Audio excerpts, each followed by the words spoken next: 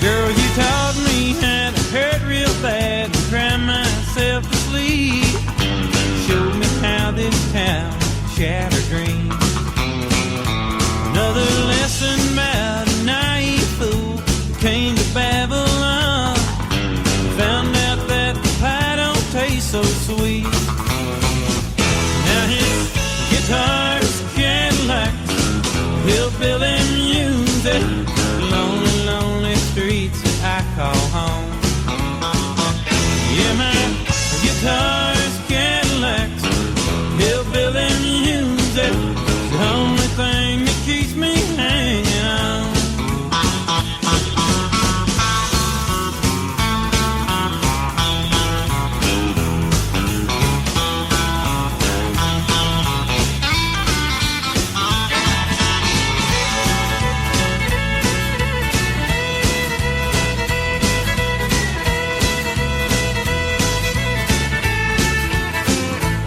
Ain't no glamour in this tinsel land of lost and wasted life. Paint and scars are all that's left of me. Oh, but thank you, girl, for teaching me brand new ways to be cruel. If I can find my mind now, I guess I'll just leave. And his guitar's Cadillac, hillbilly music, lonely, lonely streets I call home. Yeah, my guitar's Cadillac, hillbilly music, the only thing that keeps me hanging on.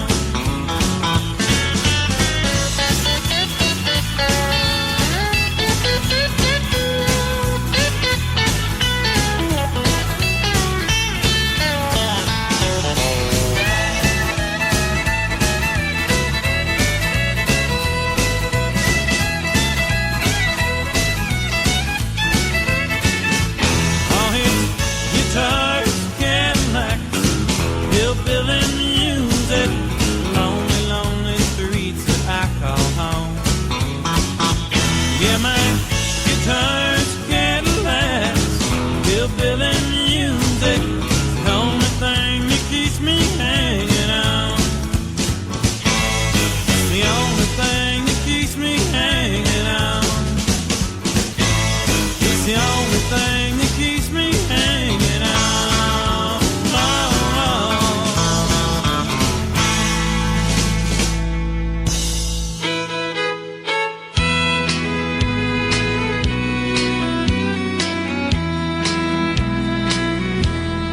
I sang Dixie as he died. People just walked on by as I cried. The bottle had robbed him of all his rebel pride. I sang Dixie as he died.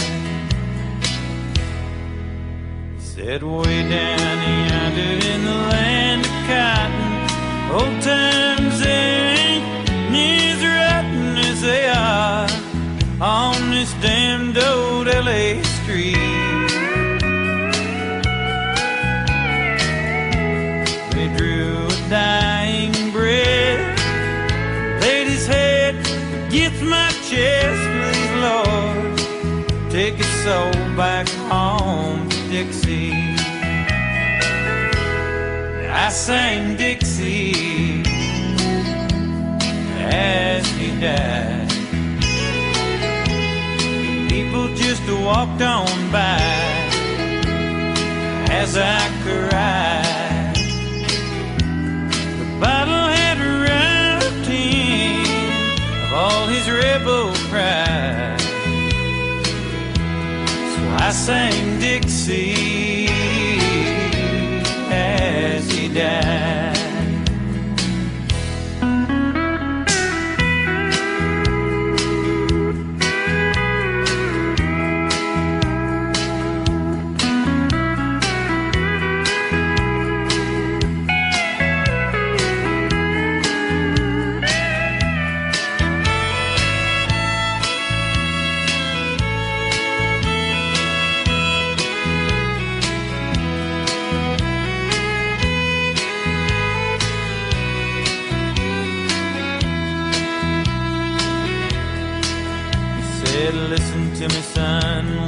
you still can run back home to that southern land. Don't you see what life here has done to me?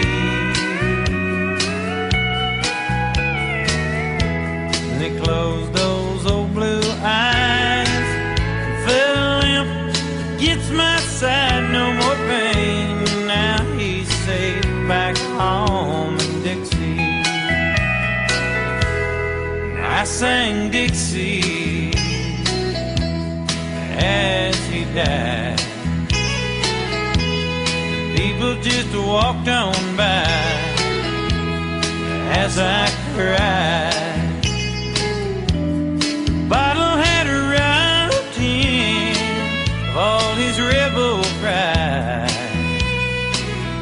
So I sang Dixie as he died. I sang Dixie as he died.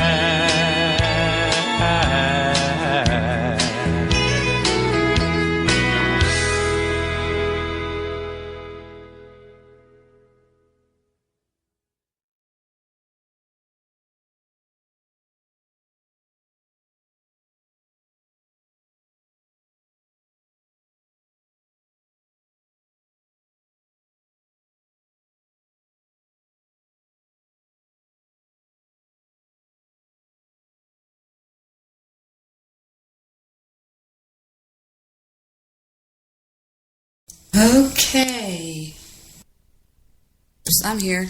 That's what I call a kitchen countdown. What I did is I was watching the board and doing some things, and then I had to go in the kitchen and get some water. And I looked down at the countdown and it said 103, so I was in the kitchen going 59, 58, 57, 56, 55, 54. And my son looked at me and he was like, "What are you doing?" And I went, 49, 47. You know, I was counting it down. And he goes, "Oh, I see what you're doing." So let me plug into the board. And I'm the only person that walks around with headphones on, but I have these real studio headphones. And once I get my hair and everything all fixed around them and all that jazz, it's easier to unplug from the board and put the... Never mind. So I'm here a little bit earlier, and it's different to be all alone on the show, I'll tell you that. Because, by the way, we were listening to Dwight Yoakam. And I am so cold. And what happened is I gave Gunner a bath. Gunner and Fufu got out today and went frolicking all through the woods. And they always come back smelling like fish. I don't know what it is. They smell like the creek, like just really bad. And so I attempted to give Gunner a bath. Now, Gunner is a Labrador Retriever. He's a chocolate lab. He's a huge chocolate lab. The last time he was at the doctor's was probably a year ago, and he weighed almost 120. And that's pretty big. Now, I know that some dogs can get a lot bigger than that, but that's pretty big. And he's like a horse. He uses his body. He knows he's big, and he uses his body to kind of push people around or whatever. And he is an absolute water freak. We cannot keep him out of the swimming pool. You just can't keep him out of it. He'll literally, if it's really, really hot, he'll sleep in the swimming pool. He'll lay on the tanning bed that's in the swimming pool, and he'll just go to sleep. Well, there's only one thing. He is scared to death of the bathtub. Cannot stand it. And of course, I have one of those marble tubs that are kind of big, and he'll get in it, and he's fine. But once you turn the water on, he just skitzes on you. And I ended up getting soaked. I soaked my Ugg boots. I soaked my jeans I had on, my shirt, everything. The whole floor was soaked. Anyway, bottom line is this. He's still wet, and I just cannot seem to get warm because I just got so wet and so I'm freezing. You know what I mean? And I just want to go sit in front of the fireplace. So I'm here with you on Sunday night, the 9th day of February, and last night, coming off of last night's show, I think I'm still on last night's show. It was fun. It was different. It ended up okay. It got a little bit hairy at times. And I just wanted to sort of give my opinion on it. There were some... Did somebody knock? There were some harsh words thrown down last night, but it was no reflection on me. I knew that there were some people in my chat room that I was talking to, and I was like, I invited them to call in. I was ready for anybody to call in. But just because somebody calls in doesn't mean that the host of the show is held responsible for what the person says. And that can go either way. There were two guys that God, everybody seemed to get in a fight sooner or later. And I find it's best that I just stay out of it. Now, if it's somebody picking on a kid or somebody, then I'm going to step in. But over the years of doing online talk radio, I have noticed that there's been several times when I have been attacked on shows. And I have yet to see anybody, with the exception of maybe Steve or, I've seen there's probably been a couple more. Todd Morris of Prankville was notorious for coming to my rescue. No matter what happened on the show, if anybody came at me, he came right back at him even harder. As I will show you on these clips. I was talking to Todd in a chat room earlier, and it just started making me remember Todd and the fun we used to have. I don't know where these clips came from. I think they're clips that Victor pulled down one time when I was going to make an intro. And it's a lot of fighting. It's back when Mr. Solution... Now, see, Mr. Solution and I weren't always best buddies. And you'll hear Todd say things like, I've had just about enough of you. You know what I mean? And it's him white knighting against people that are... Mr. Solutions was fussing at me. Take a listen. That's Jeep Girl. She was on my show all the time, and we're still friends. We talk on iPhones. I feel like I still have Gunner's hair all over me. Ugh. Okay. Ugh. Let me hit play, and I'm just going to let them run. I think there's about 15 of them. He wasn't talking to me. He was talking to a girl with Phil Henry's show. It's a long story, but trust me, he was talking to Phil Henry's girl.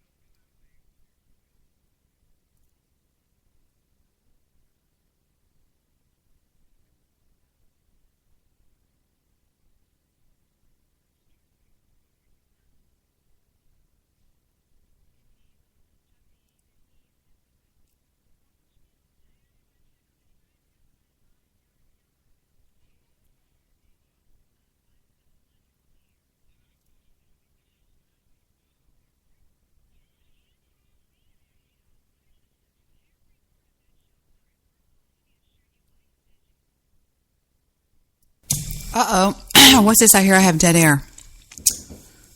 Yes, come in. I have dead air? Really? It doesn't say that. What's up, Bubba? Do you have the card for the dog food? Yes, I do. What did I do with it? It's in my Louis Vuitton bag, wherever that is. Do you see it? My things are bouncing up and down. Let me see what happens when I play Skype. Hold on. Let me take a lookie. See if it still bounces. Oh. I see. Hello. Yes, I have dead air. Gosh, dog it. I need to change my sound settings. I'm such a mullet. Did you see it? It's laying loose. Yeah, that's it. Sure. Yeah. Yeah. And don't get the kind you got last time, okay? But don't get Science Diet, obviously. Get something else. I don't know what. Just some. They don't like that. Yeah, get them something else. Okay. Actually, yeah, that would be good. All right. Okay, I love you. Oh, it says output is on the mobile pre-USB. Huh. I wonder what Victor did.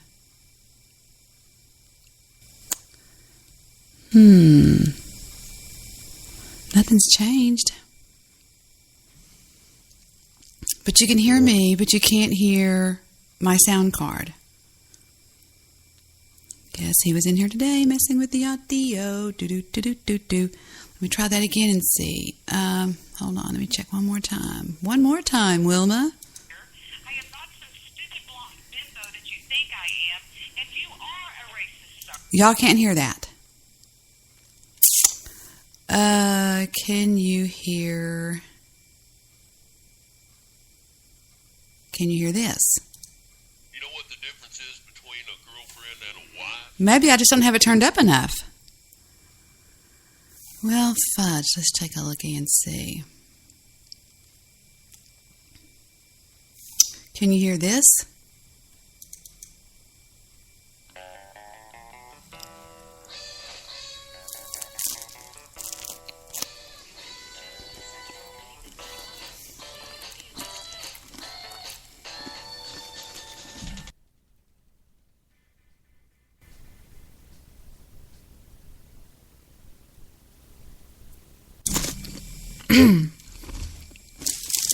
You know I'm eating something. Y'all can all screw off. Okay, something's wrong. My sound card's not playing. Wow. Look at that. A board. How about that? See, output. That's going in, that's going in, that's going out, that's going in. Lots of in and out going on over here. Everything's fine. I don't know. I just don't know. Well, we won't worry about it. How about that? Well, that was your dead air for tonight. How about that, boys and girls? Dead air. Piece of shit. Well, moving right along.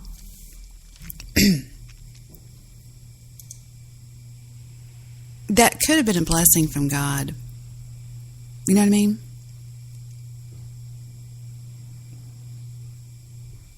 I have no idea where my son's going. He came and he goes, "Hey, Mom, can I borrow your credit card?" And I said, "Sure." He's gone. I hear my car starting. Isn't it funny that exactly when I get on the air, that always seems to happen?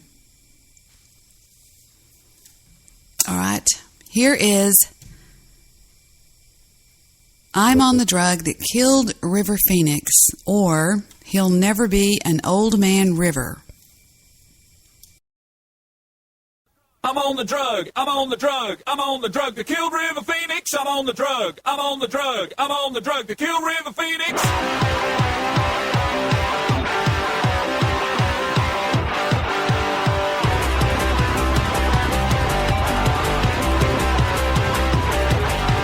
I saw his body thrashing round, I saw his pulse rate going down, I saw him in convulsive throes. I said, I'll have one of those. Hillary had it in his veins. Hillary had it in his veins. Hillary had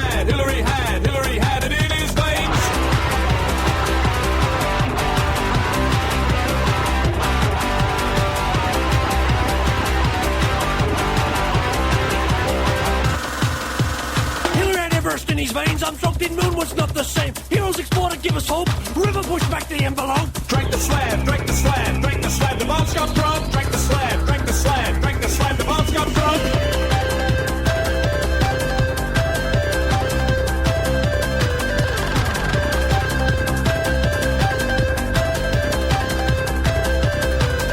I drank the slab that once got drunk. I injected some of Hendrix junk. I booked the seal and the skin and spine. Mama gas and sandwich, I ate the same. Now I'm bored, now I'm bored, now I'm bored. There's no stopping, now I'm bored, now I'm bored, now I'm bored. There's no stopping.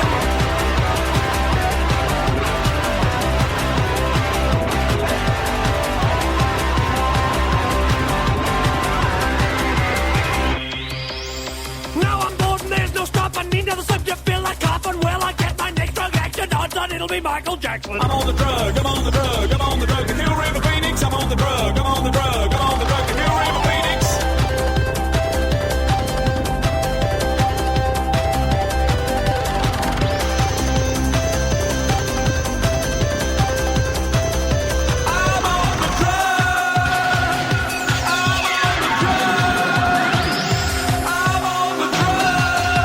on the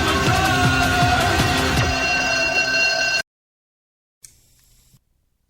I don't know if y'all caught that little part of that song at the very end where he goes, I don't know what the lyrics are. Let me look at the lyrics. Those lyrics are wild. I had so much to talk about.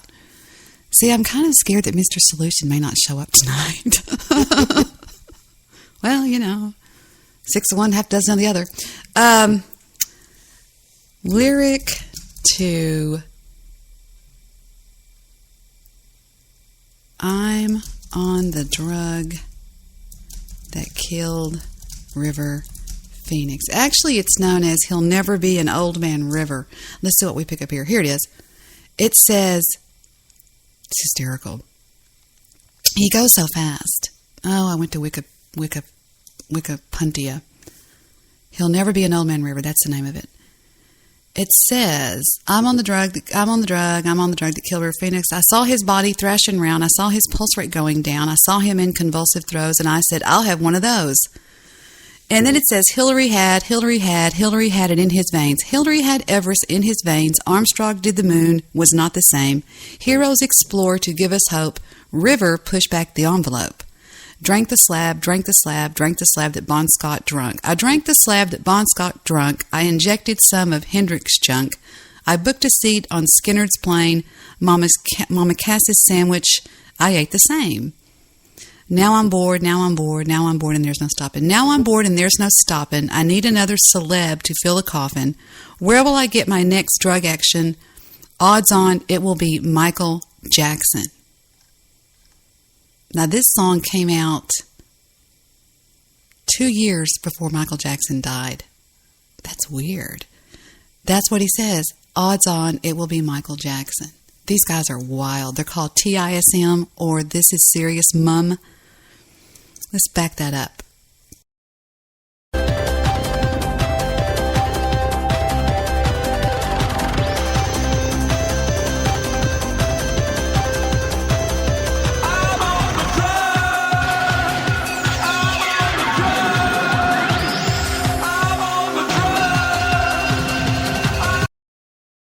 Let's back that up just a wee bit more.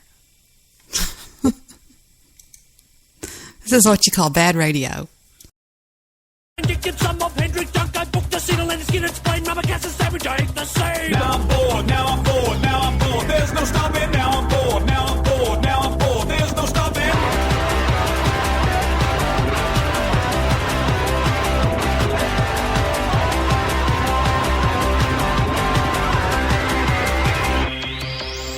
Now I'm bored and there's no stopping. Into the slab, you feel like coughing. Well, I get my next drug action. Odds on it'll be Michael Jackson. I'm on the drug, I'm on the drug, I'm on the drug to kill River Phoenix. I'm on the drug, I'm on. Did you unmute, Mullet? Did y'all hear it that time? Yeah. Anyway, that's cool stuff. Let me go to Skype and check my settings over there. Hello, doggy. Audio. Wait a minute. What is it? It's on audio. Nope. Microphone, mobile pre, and speakers, mobile pre. Wonder what that is. Not coming through. Therefore. Oh, who knows? Oh, I don't know. It probably... Little, can I help you? That's Little Man. We have Little Man, Woody. We have Gunner and Fufu. We have Heidi, who has no longer with us. She went to that big doghouse in the sky. And we've had so many weenie dogs and cats. We've had, I don't even, it's ridiculous. We always have black cats. And I do, yes, I do. I have some of my friends here with me tonight. Believe it or not, they all came back. Thank you very much, David McGuire. And when you turn 18, let me know, and I will have you on the show. That was a rhyme. When you turn 18, let me know, and I will have you on the show. I wonder if I could rhyme the entire night. I could try, but it might not seem right. Earlier, I was at Guy Shea's show, and you should have been there. It was something, whatever. I don't know. I can't rhyme that much. Okay. Back to business here. What are we doing? Okay, we're waiting on me to turn on the Blog Stock radio feed. I'm going to ignore my chat room tonight. I had a little battle earlier in a chat room with an old dear friend of mine, and I just kept telling him, I still love you, you know. You know, when I say I love you, I mean, you know, I love you, man. I mean, it's not like I'm in love with you, like, oh my God, I'm in love with you. It's like, I love you, buddy, you know. And he was just calling me every name in the book. Now, this hater, he's in the group, as they say, and he, it's funny, but he collaborates, yeah, with, you know who. And I would have to say, as far as a chain of command go, he's probably second in the group. He was a longtime co-host of mine, and then when I got that big attack in 2012, in the summertime, thank you, David McGuire. And no matter where I'm at on the internet, I always see Skype messages because I have it set up to where they notify me on my desktop. Anyway, so I did see that, David. What was I talking about? I forgot. When I got this mad intrusion in 2012, I befriended a troll. Troll by the name of Dr. Herpington. Dr. Herpington was this sad case, you know, I mean, truly in his mom's basement, the whole 9 yards. And I sort of felt sorry for the guy, and I hired him to help me write my blog. And he did a very piss-poor job. And I started paying him, I started paying him $50 an entry, if it was a really good entry. And he did 2. Then they got really crappy. So I said, I tell you what, since you're pumping them out every day, let's back it down to 25. And he agreed. Well, I owed him $150. No, I owed him $125. That's correct. I owed him for 5 entries, which I never published because they were that crappy. But it was the weekend that Anonymous took down the PayPal site, which was absolutely epic. And I was paying him through PayPal. Well, I couldn't access my PayPal account to pay the kid. So he went from stomping his foot on Friday night wanting that money, and I kept saying, I can't access my PayPal account, to going over, and this kid was a member of 4chan. Okay, and you know what that means. 4chan. Goes over and alerts. I found out he was best friends with one of the guys over there that was practically the head boss of 4chan. And, you know, well, they're all anonymous. Yeah, right, they're all anonymous. And so he goes and 4chan on me, on my show. Well, sure enough, it sort of backfired on him because when 4chan called in that night, there were 254 calls that went through the switchboard. Blog Talk Radio servers almost went down. And I fielded every call. And they fell in love with us. I was having fun with them. I was counter-trolling them. They were cute. They would call in and say, Debbie, it started turning into a love lines. It was hysterical. It was really cute. There were a few serious calls where the kids would call in and say, hey, I really want your advice on this. And they were talking about serious things. And it was great. Well, it kind of backfired on the kid. Well, in every organization, there's a dark side. There's that group. Just, I don't care if it's a group a drill team, if it's a football team, if it's a military, whatever it is, there's always going to be that one little group. And that was the group that he was in. He was in the group that liked to do evil trolling. So he put out a dossier on me because he did know my password to the blog, and he knew my password to Blog Talk Radio because he was helping me out over there.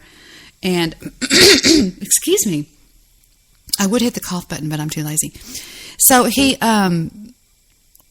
puts out a dossier that says Armageddon, attention all anonymous. He declared what's called life ruination. Life ruination, oh no, thank you, David.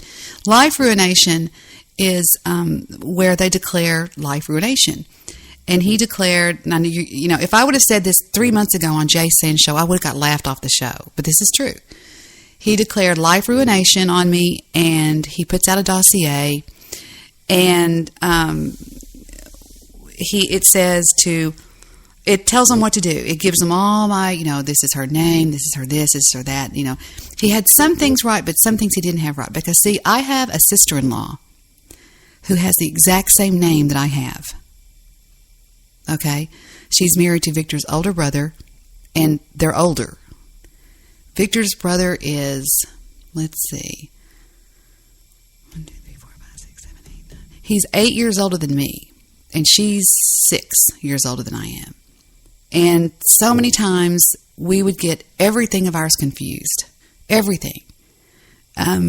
We get our everything confused. Not to mention the fact that in 2003, a real-life troll named Michael McKee stole my ID. In the middle of confusion one day, I was paying the carpet cleaners, and he saw my wallet sitting out there on the bar, and he grabbed it without me knowing it. And it had my driver's license, my Social Security card, a $25,000 limit Visa, my checks, my everything. He literally cleaned me out, and in one day ran $6,000 up in debt on my credit cards. Then I found out he had sold my identity on the black market. This guy was serious. He had a brother that had just gone to TDC for murder. And he was actually there when the murder occurred, but blah, blah, blah, blah, blah, blah, blah, blah, blah, blah, blah, blah. I was counseling some pretty rough kids out of some schools, out of Skyline, out of North Mesquite, out of Horn, out of Rockwall, out of just a bunch of the area high schools. I went around and gave them all my credentials, and they would send me kids all the time. And it was a nice deal I had going on. Well, this one kid came over there. He was bad news. And one of the main problems I had with some of the kids that came over there is they would get sort of attached to me in almost a crush kind of a way. You know, because I'm fun to be around in real life, and I goof around with them and stuff. Well, this one guy kind of took it a little bit too far. And he began to come over anytime he felt like it. If he wanted to talk, he wanted to see Debbie, and he wanted to see Debbie right then. It didn't matter what was going on. He would just come knock on the door. Well, he came over one time after I knew what had happened. This was in 2006, okay? I was still seeing this kid for counseling. And it had yet to be determined who stole everything. I had a $65,000 wedding set stolen from me. I had a Rolex watch stolen from me. I had my complete identity. And in the year 2004, I drive with my family down to Austin to board a plane to Florida because nothing on Southwest Airlines goes anywhere but around Texas. You have to go to Austin to get out of the main shuttles. And if you go to Austin, you can go anywhere to, you know, hell, you can go to Los Angeles, you can go anywhere. Well, we were going to drive down there, stay the night in the Four Seasons, and it's on the Riverwalk, and then the next morning take off for Fort Lauderdale. And it was spring break. Well, we go down there, and we spend the night. Everything's hunky-dory. We get up the next day, blah, blah, blah, blah, blah, blah. We pack everything up. We go to the airport. Leave the car. I remember locking the door on the car and walking into the airport. We check our bags. We go to get our boarding passes. I no longer try to get through the gate. Then they stopped me. And they said, you need to go in that little door right over there. And I thought, what? Why? It was the NSA. I was on the no-fly list. And I said, there's a mistake. I'm a married soccer mom. What do you mean I'm on the no-fly list? They said, you're on the no-fly list. Well, come to find out, when my ID got stolen on the black market, there became 3 of me. Somebody that was born in the year 49, somebody that was born in the year 59, and somebody that was born in the year 69. Okay? One of them was a black girl, if you really want to laugh about it.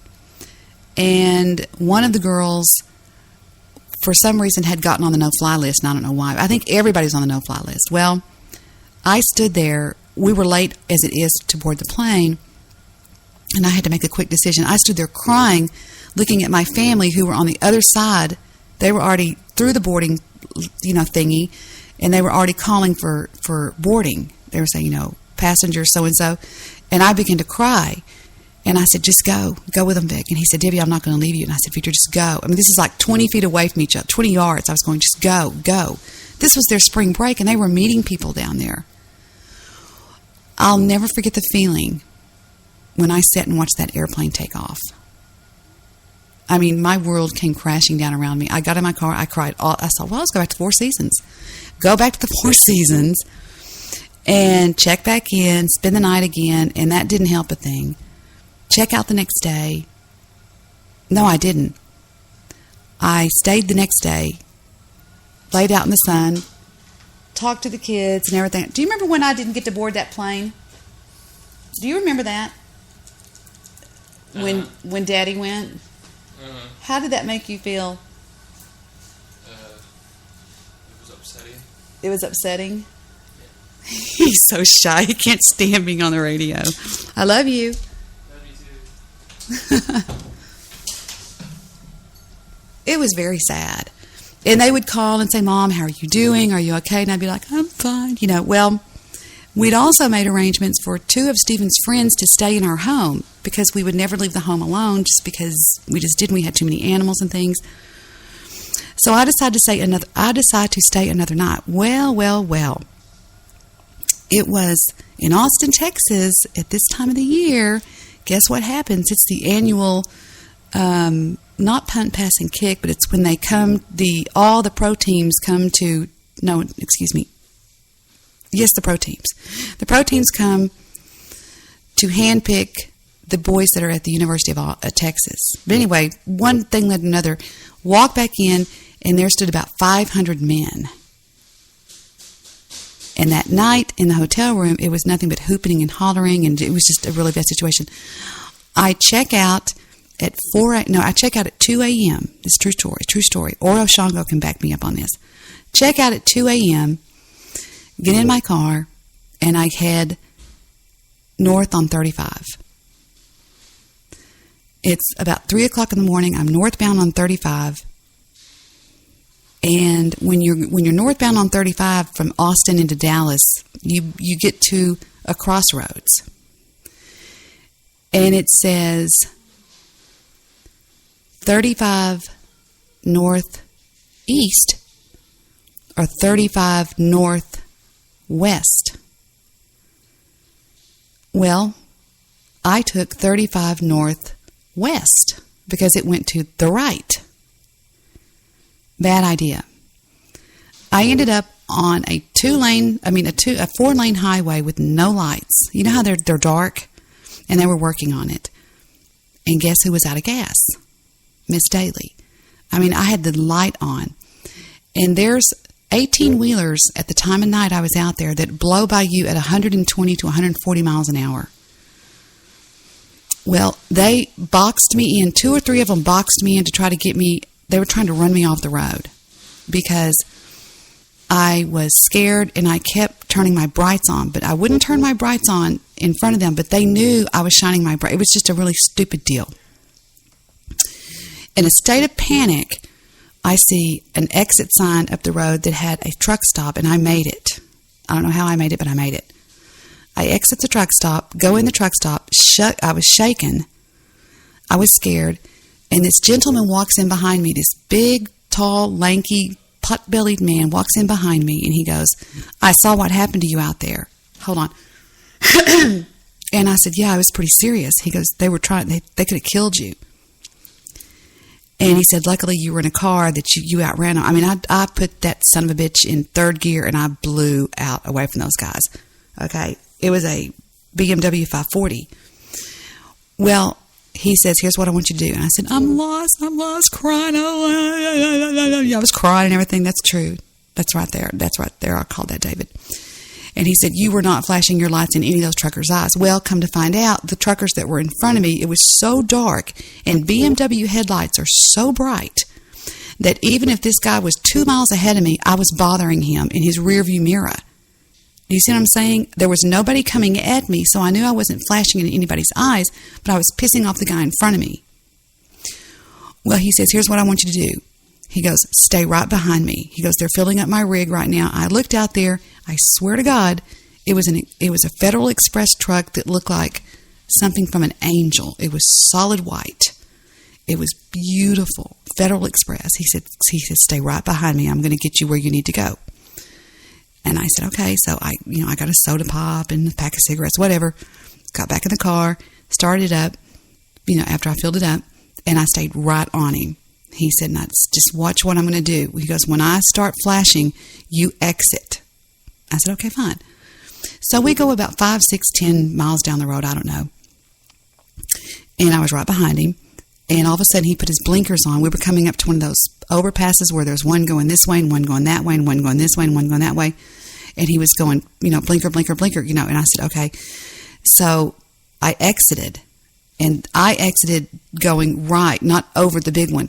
When I turned back over my left shoulder, he was going over the big bridge, and he flashed his lights at me. He turned all of them off and all of them on and all of them off and all of them on.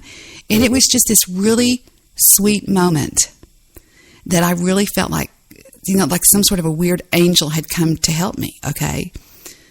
I get home, and they're all partying. Hey, man, what are you doing at home? And I said, whatever, I'm going to go to my room. Just keep it quiet and shut the fuck up. And I go in there, and I go in my room. The next morning, I get up, and, I'm dealing with the fact that my husband's in Fort Lauderdale, Florida on spring break. Good morning. And I pick up the phone, and I call Federal Express. And I talk to this lady, and I said, listen, you've got to know that somewhere in Texas on 35 North last night, there was a gentleman. I said, you've got to find this driver. Well, she calls me back about 3 days later, and she says, Debbie, this is, so-and-so with Federal Express. We located the driver. He remembered you. And I said, you need to know what this guy did for me. And she said, we appreciate you calling. We've made a huge report. We've turned it into him. We've turned in a copy to this and copy to that, and we really, really appreciate it. We got in the mail, excuse me, about 3 or 4 weeks later, I got a thing in the mail from Federal Express, and it was a coupon for $150 anywhere American Express was accepted. And I was like, I almost threw it away. That's what was so stupid about it. Because when I saw, that's trash. And I went, wait a minute, Federal Express, I looked at it and I was like, wow. And I opened it up and it was anywhere Federal Express was used, like for shipping or boxes or whatever. And we eventually used it, but that's my story and I'm sticking to it. Let's see if Mr. Solution is trying to contact us on Skype. I got a sneaky suspicion Mr. Solution might not show up tonight. He hasn't called. See what I mean? It's Sunday. Is it? Oh, there he is. There he is. Okay. Yes. Hold on. He's on BTR. I need to go sign on to BTR. Let me tell him yes. Hang on, Sloopy. Okay.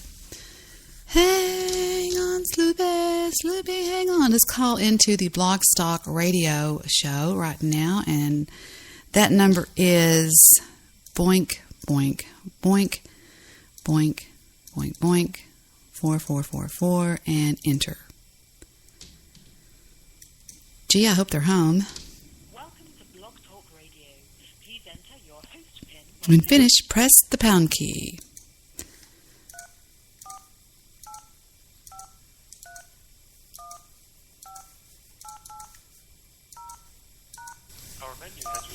Since it appears you're calling back into a live show, we are reconnecting you now. Your show will go live in 5 seconds. 4, 3, 2, 1. Stop talking radio. This is FRD. Welcome back to the Debi Daly Show.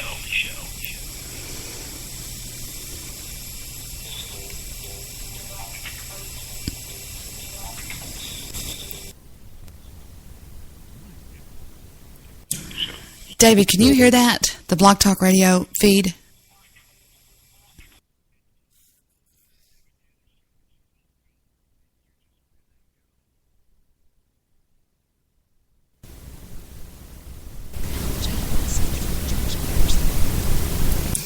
David, You're listening to the Debi Daly Show. David McGuire, can you hear the Blog Talk Radio feed? You're listening to the Debi Daly Show. You better not click off right point and cut your head off.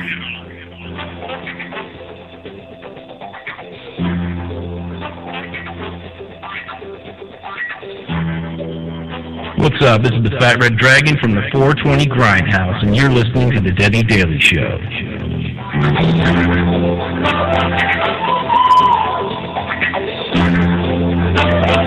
Hi, you're listening to the Debi Daly Show. Good job.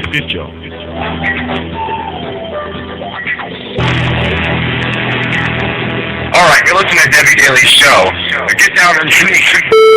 I'm sorry. Hi. This is Zeki, and you're listening to the Debi Daly Show.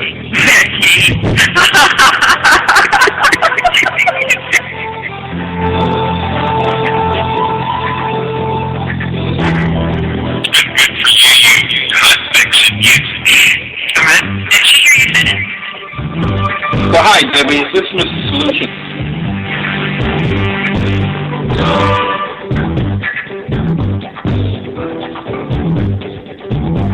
I think you need to take a break.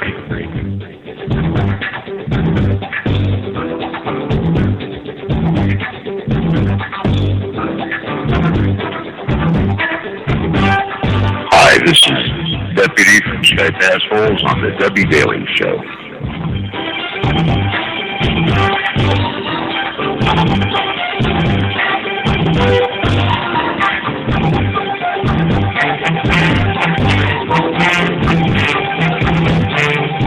Every time I do a show, I should break off one of my fingers because that represents the pain I'm going through.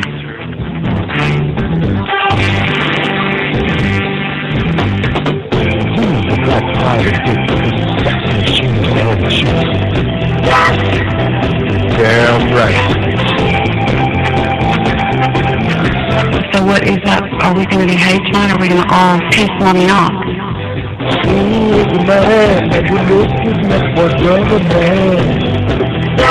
This is Snake. I'm on the Debi Daly Show right now. I am from the Skype Assholes. We are lords of the internet. Who's the champion? Who's come out? Who knows you're all about? Right on. See this cat stuff is a bad mother. Well, come on, friend. Hello, this is Bebop, and you're doing the right thing. You're listening to the Debi Daly Show. Who's looking for all the money?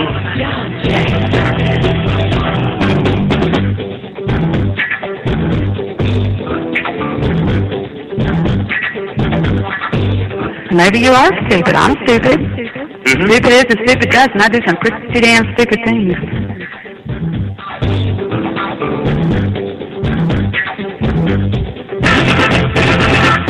This is Chat Warrior Static Music Hub, and you're listening to Debi Daly in their show.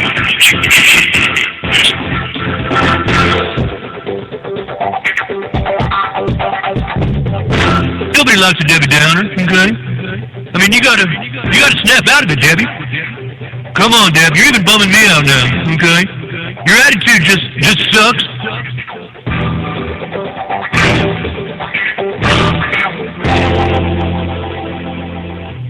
I just want everything to go back to the way it was. Don't we all, Cartman? Cartman. My voice is not working out. This is Debbie with you late, but yet here on Blog Talk Radio with, I'm hoping, my co-host, Mr. Solution, on Sunday night's Bible study. So everybody, shake off all your bad things you've done all week. It's time to get straight with the Lord. And with our teacher for this evening is Mr. Solution. You know, Debbie, use the cough button, you mullet. I'm hoping you can hear me over there on Spreaker.com. I'm hoping that you heard the intro that played. I can't stop the intro. The intro is out of my hands, so we're stuck listening to the intro. I don't know how it happened, but when I cancel my account, they redo the intro. Let's go to the board. Do do do do do do do do do do do do do do do. Here we go. And I'm hoping this is him. There are some people already on the board. Welcome to the show. I'm hoping Mr. Solution. How are you, dear? Yeah, hi, Debbie. How are you? Truer words were never spoken, as you just uttered a moment ago. We need to get our forgiveness. Mm-hmm. Boy, are we sinners. We are. We're horrible people. We are horrible people. I'm hoping that there's a little bit of good in the sinner sometimes. It won't hurt everybody to shut up and sit still and maybe learn something tonight, because we're getting into such good stuff. I'm just like, shut up. We really are. Well, these guys are fighting. Oh, by the way, I am on Skype. Now, are you going to allow me in or what? Oh, I need to change the preferences, right? I haven't changed the preferences today. Let me change the preferences because, you know, as we know, they always change. Let's go watch Skype preferences. All right, wait a minute. This is fine. I was just, I have it open, and that's where you told me to hang on, but yeah, you're good. When I sent you an email. I hope, can everybody... But I'm okay. Okay, can everybody hear... This is probably better, Debbie. It's probably better, yeah. I have a phone. Absolutely. Now, if it starts getting wanky on us, because we only have 139 left on Blog Talk Radio, I may have you just call in over on Spreaker, which, we can go... Hell, we can go all the time. We can never stop. But is that okay? Right. Well, sure. Do you mean, now when you say call in on Spreaker, I already have Spreaker up and running. Right. Just call the 214. I'm in Skype. Yeah, call the 214 number, but you're fine for right now. I'll watch the board. Okay. So, we are on, okay. I'm at Bible Gateway. What verse are we on, sir? Chapter? 31:22. We're looking at Jacob. Jacob is about ready to flee, because he and Laban have had their bad relations have come to a head. They've been arguing about the cattle, the sheep, which was a source of wealth, by the way. So wealth plays a tremendous role in all human interactions. And so wealth is playing a role here. And so Jacob is alleging that Laban has cheated him. Laban is his uncle, by the way. And, of course, Laban's sons have placed an allegation, and this, of course, is in 31:1. I'm gonna do what Victor asked me. Victor asked me to read the little blurb in my book that he bought me about number 31 to give everybody sort of a. Have we done 31 yet? Have we already had the reader read it? Well, we went from 31. I don't know if no. We read from 31 1 to 31. Well, it's just one paragraph. Let me say this. Okay, it says Jacob had worked very hard for Laban, but Laban and his sons did not respect Jacob. Laban continued to cheat, and he did not pay fair wages to Jacob. And Laban's sons were starting to accuse Jacob. They said that Jacob stole his wealth from Laban. This was not true. In fact, Jacob had become wealthy, but it was God who made Jacob wealthy. In the end, God told Jacob to leave Laban. Jacob did not delay. He took his family and his animals. Jacob did not tell anyone else that his family was leaving. They did not even say goodbye to Laban. After 3 days, Laban heard that Jacob had left. Laban gathered his relatives to chase Jacob. We do not know what Laban intended to do to Jacob. Probably Laban wanted to take back his daughters and all the animals, but that night God warned Laban in a dream, so God was protecting Jacob. On the next day, Laban and Jacob met. They argued with each other. But Laban was careful about his words because he realized that God was protecting him, meaning Jacob. Laban and Jacob decided to make a covenant. But this covenant was not an agreement of friendship. Instead, they promised to stay away from each other so that their sons would never fight each other. And that is the blurb on 31. So absolutely, and we're going to see that actually in Holy Writ expressed just that way. Yes, that's pretty much the gist of it. Now, this story is dynamic. If I were a producer, I would definitely throw myself into this because, you know, this is so us. It's so personal. It's so much the way we behave at some time or another, or maybe all the time. I was doing a little bit of counseling today and dealing with this issue of prickly people. An issue had arisen in a particular firm. This happened to be a law firm, and there were some words exchanged and some things had been done, but, you know, of course, as will occur, a few letters were written, and it seems like things will work themselves out. So, you know, I'm always happy about that. But at any rate, we are people. Let me quote Job says, man that is born of woman is of few days and much trouble. And then again it says, as surely as sparks fly upward, man was born for adversity.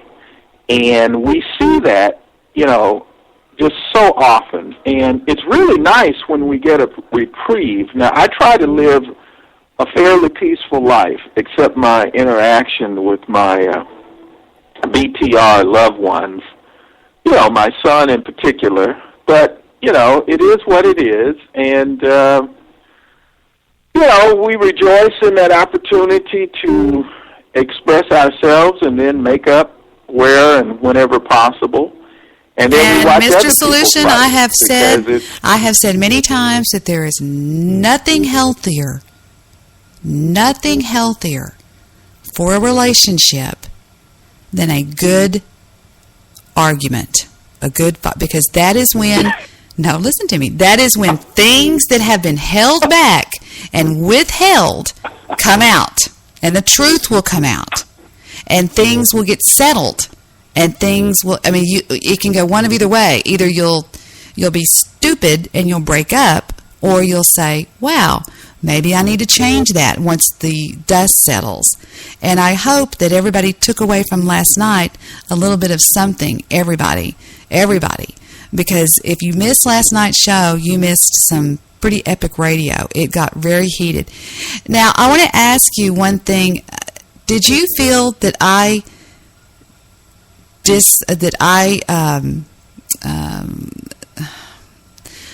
left you, I neglected you, I had no idea that what was going to happen when that man called in. Oh, that's okay. Quite the opposite. I actually thought the way you addressed everybody was a great, I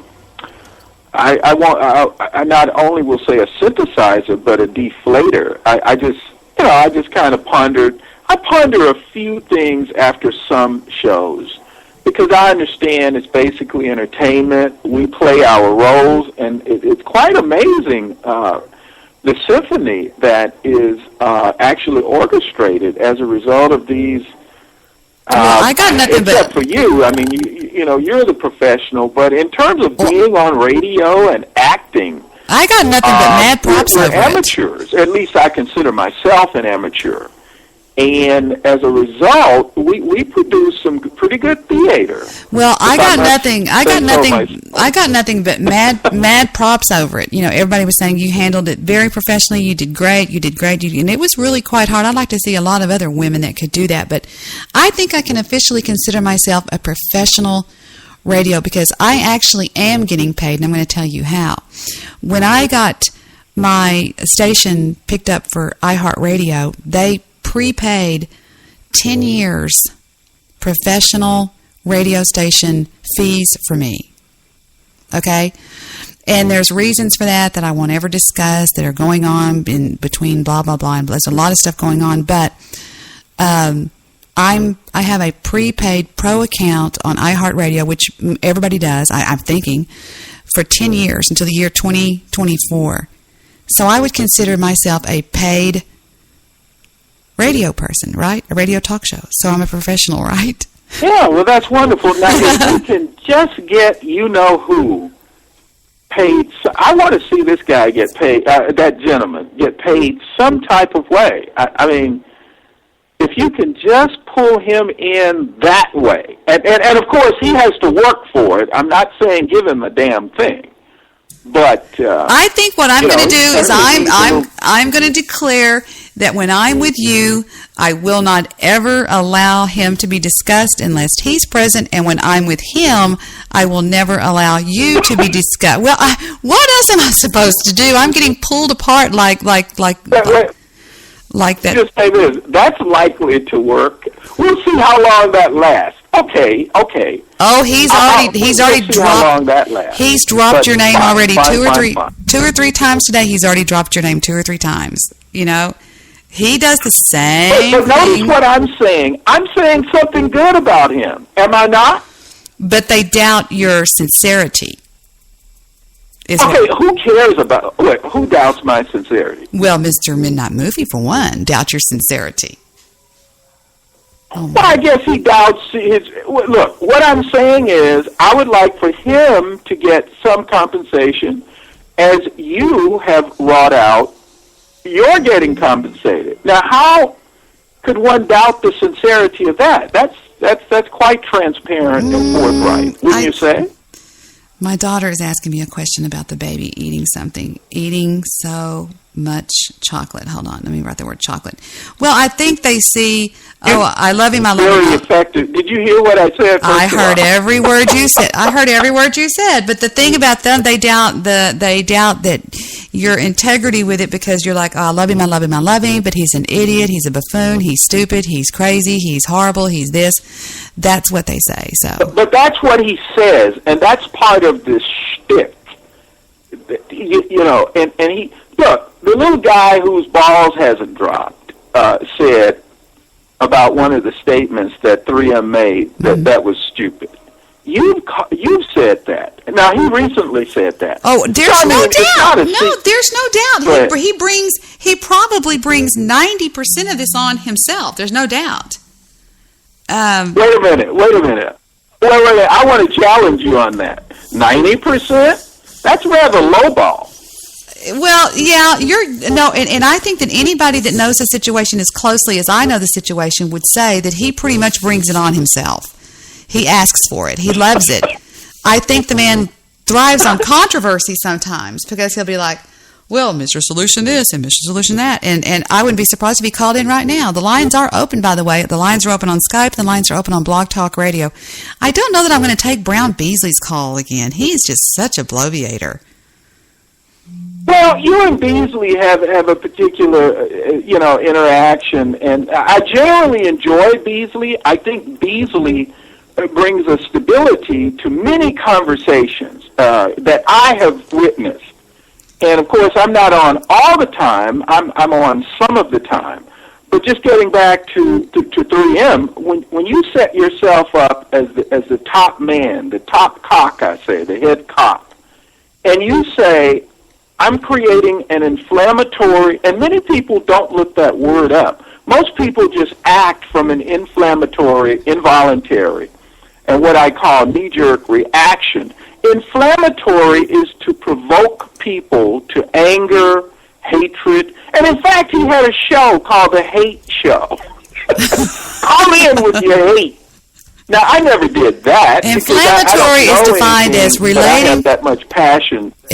Inflammatory is defined as arousing or intended to arouse anger or violent feelings.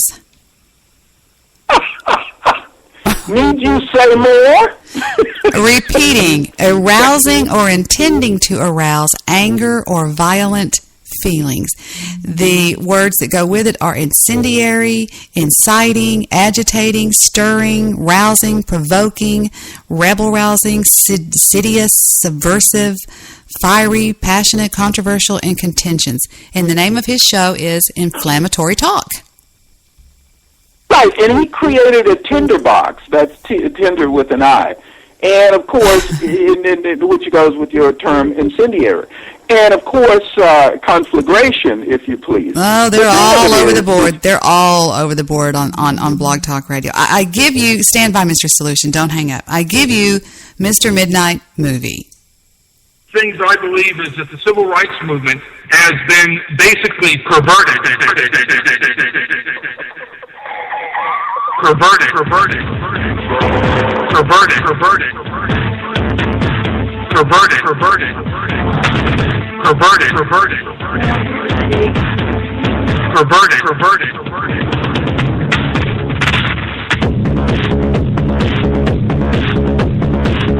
Do you have any response to that? I agree. Go ahead.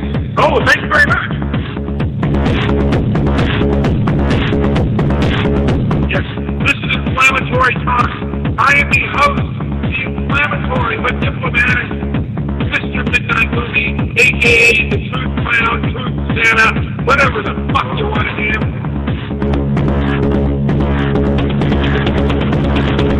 We're all about free speech, freedom of expression.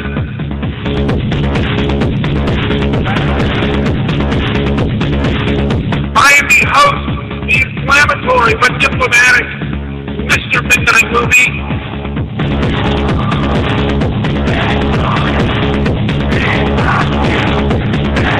I will take over, and I will do good by you.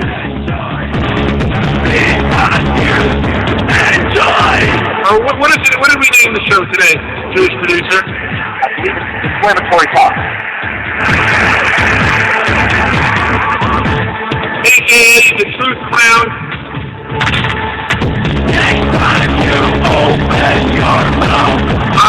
This is Inflammatory Talk.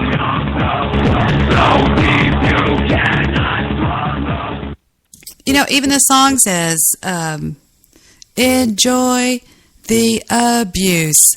Enjoy the abuse. All right, thank you for that. I see that, Josh. Thank you. Mr. Midnight Movie. Excuse me. Did you hear that, Mr. Solution? Mr. Solution. You mean the clip that you just played? Yeah, I made that for Mr. Midnight Movie. Does that pretty much describe him to a T in his own words? Well, sure, and I would just say, especially Truth Clown, and I would especially say inflammatory and diplomatic are oxymoronic. True.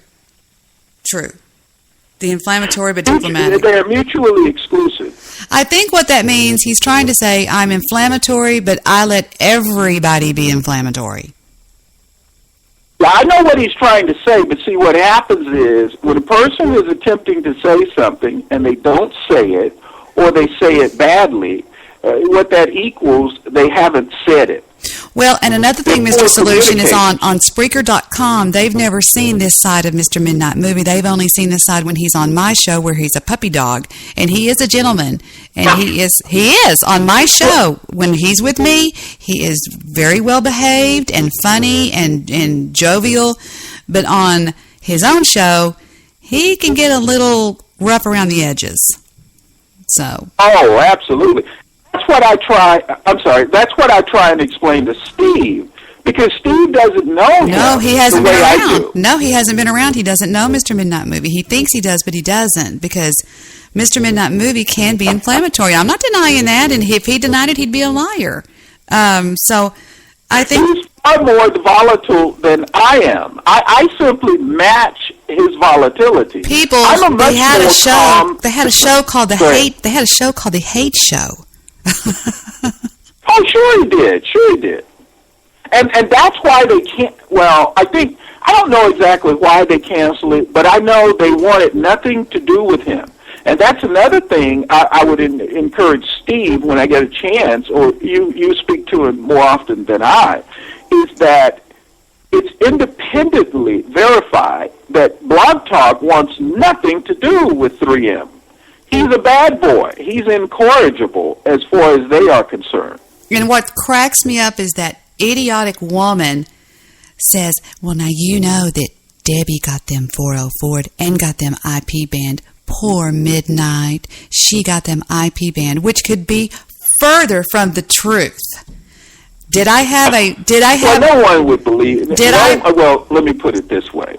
No one who knows anything, and I don't know that much because I deal with you guys. I enjoy the part that I do, but you all have a special interaction. You all do this. You have shows and this kind of stuff. So I guess my point would be, no one who really understands, even on a tangential level, would consider that valid. That's just not. I'm not going to have some mullet like Brown Beasley who is hooked up. See, this woman is on a mission right now to collect as many allies as she can, and she lies to these people and tells them she feeds them her poison, and some of them drink from the poison tree of her. And Brown Beasley has drank some of her poison, okay? So he's a little bit Spengalied by this woman, which is why he is raging a little bit at me. And the thing about it is that all I have to say to you, Mr. Solution, is what landed in my lap over the last 12 hours, she'd better shut up, is what I got to say. Because I can fight back against her crap, too, as much as she can fight against me. She mighter Shutsky-upsky, because she had a best friend in real life that she stepped on and found me. She sought me out and found me on Facebook and said, well, would you like to know the goods on her? And I was like, well, I think I just might have met my new best friend. And so just to put it nicely, she might better back off a couple of notches, because she's been coming on pretty hard with all of her lies and her slander. So now, do you see this ever ending? Well, wait a minute. Before you answer that, I heard you make a statement just in passing, and I had intimated this statement before, having just briefly checked the terms of use agreement for Spreaker. Yes. But did I hear you say that Goofy was banned from Spreaker for some reason or another? Well, word on the street is that he was put on some sort of a 30 days suspension. I don't know. I had nothing to do with it if he did. Did I play a part in him getting banned? I understand. Did I play a part on him being banned from Blog Talk Radio? I made a complaint. I'll tell you that right now. I made a great... Yes, I did. Did I ever make a complaint on my best friend's Mr. Midnight Moving Jewish Producer? Are you kidding me? No. Why would I make a complaint on them? We've been best friends forever. We've never even had a fight unless she comes in and starts her crap. But she loves to go, she had them 404'd off of Blog Talk Radio. You know, and I'm just like, oh my God, that woman will... and this other woman that has fled Oklahoma to get away from this... There are two women now. No. I only know one. Hold on, listen to me. This other woman that came to me on Facebook was her friend in real life and became utterly frightened of this monster. She's got a mile-long list of protective orders and blah, blah, blah, blah. This woman's got a long history of this behavior, Mr. Solution, and I'm nothing new to her. But this woman has all the goodies on her and has already laid a couple of things in my lap that she'd better Shutsky-upsky over there. Because anything I can say, I can back up. All her crap about me is just bullshizzle. So, anyway, whatever. Well, Debbie, I can't even... okay. But what we have established, I think, is that Spreaker does have standards, terms of use agreements, that they will enforce. Is that correct? Not according to Prankville, USA. They are un-404able, he said last night. He said, I can say anything about that stupid bitch talking about me. He goes off on me every night. He's listening to me right now. Hello, Prankville. Yeah, so there you go. But we are saying Goofy was kicked off for some reason. No, I don't. No. Are you talking about? Wait a minute. Some people have said. Mr. Solution. On Spreaker, you may do anything you want. Anything you want. There are no consequences. Anything you want. And see, what people online specialize on, Mr. Solution, is slander. Lies. There's nothing to say about me. Now, am I squeaky clean? Is anybody squeaky clean? But I'm about as squeaky clean as you can get as far as the internet goes. I've never been arrested. I've never ran around on my husband. I've never written hot checks. I've never done this. I've never done that. So they create things that I do. But the things they create are always things that cannot be proven. Well, it wasn't really on her show. It was in a Skype chat, or it was in a phone call, or it was behind the scenes, which anybody will tell you that is classic gang stalking. And what they try to do is they try to isolate the target by getting everybody that's around them away from them. And she's targeted the news guy. She's targeted, everybody that's been with me. She's targeted. Now, she got Nature Boy, and she got a few other ones, but she's trying to get. She tried to get Deshaun, David. She's even tried to get Steve Rush. She's tried to get everybody, and she wouldn't dare come and check. What does she want? Does she just want people to listen to her show? She's never called in on your show, by the way. She's got, at least as far as I have witnessed. From what this woman told me, she's got a very serious mental disorder that everybody supposedly knows about. She's a heavy drinker. Well, that's it. She's a heavy drinker. She's a heavy pill. Go ahead. That's inescapable. Anyone listening for just a moment or two could discern that. But go ahead, please. Now, anything I'm telling you is 100% fact that can be backed up. She's a very heavy pill popper. She's a very heavy drinker. And she is nothing short of a mental case. And supposedly many people have called, she called it DHS, whatever that stands for. DHS on this woman. She's been, the court records are miles long that she's been protective order this, protective order that, and just nuts. And then up jumped the devil. Well, what do you know? Hello. Hello, how are you? I'm just fab. How are you? I'm doing pretty good. Who is this? I can hardly discern the voice. Who is this? Would you please state your person, sir, or ma'am? I am the bloviating truth clown known as the Midnight Movie. The bloviating truth clown. I think are we back to the Bible show? Well, we're getting there. We sort of touched on it. Now we got back into some drama. So. Oh, yeah. Why did you want to? Did you want to talk about the Bible? Because I didn't know if you were doing it or not. But I heard you were kicked out of a chat room. Today I heard. Yes, I got. Or do we want to go into that? Banned by the bong. Yes, his music is very hurtful, by the way. Very, very mean. And no more Pokemon. Yeah, exactly. He had asked me an hour earlier, Debbie, ladies and gentlemen, would you come on my show, please? I don't want to be mean to you. I just want you to come on my show. And isn't it interesting that she was on the show? I smelled another ambush. That's not good. Not good. Were we talking a little bit about the show yesterday? We were, and Mr. Solution has admitted complete defeat and is bowing to your knees for complete forgiveness of everything he's ever said to you. I'm joking, of course. So, I know that will never happen. No, you may let that ride. That's quite all right, because I am quite flexible. So, yeah, I will, when pigs fly. Phoenix, I can certainly rise again, but sure, I'll let him, he can win. He can have a win. What's wrong with that? Nothing. I mean, some people strike, right? Exactly. Yes.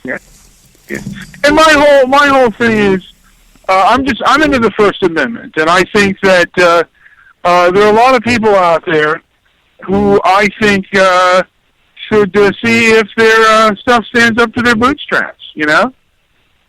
And they should always, well, it means that people who espouse things, if there's someone else who's equally as educated as they are and has an opposing opinion, they should face that person and debate them. But, you know, people who don't do that, in my opinion, are demagogues. Really? Yes. That's what it's about. So who should debate specifically? Who are you talking well, about? I would love to see you possibly debate Jared Taylor, or like say there's a guy named bring him on. Bring Jared Taylor on. You got it. I'll debate Jared Taylor easily. I'm glad to hear that. I hope that maybe Debbie can also make my little thing to make that happen. Okay, every time somebody interrupts somebody on the show, you're going to hear. Okay, fair enough? Please do that again. Wait, do that again. Oh, damn, I love that. I'm such a pushover. Mr. Solution remembers, I think that's from Froggy Gremlin that was played in the 1940s, and Mr. Solutions is showing his age because I was on the radio on the Buster Brown Hour. So he must be my real father's age of around 70. What? What are you talking about?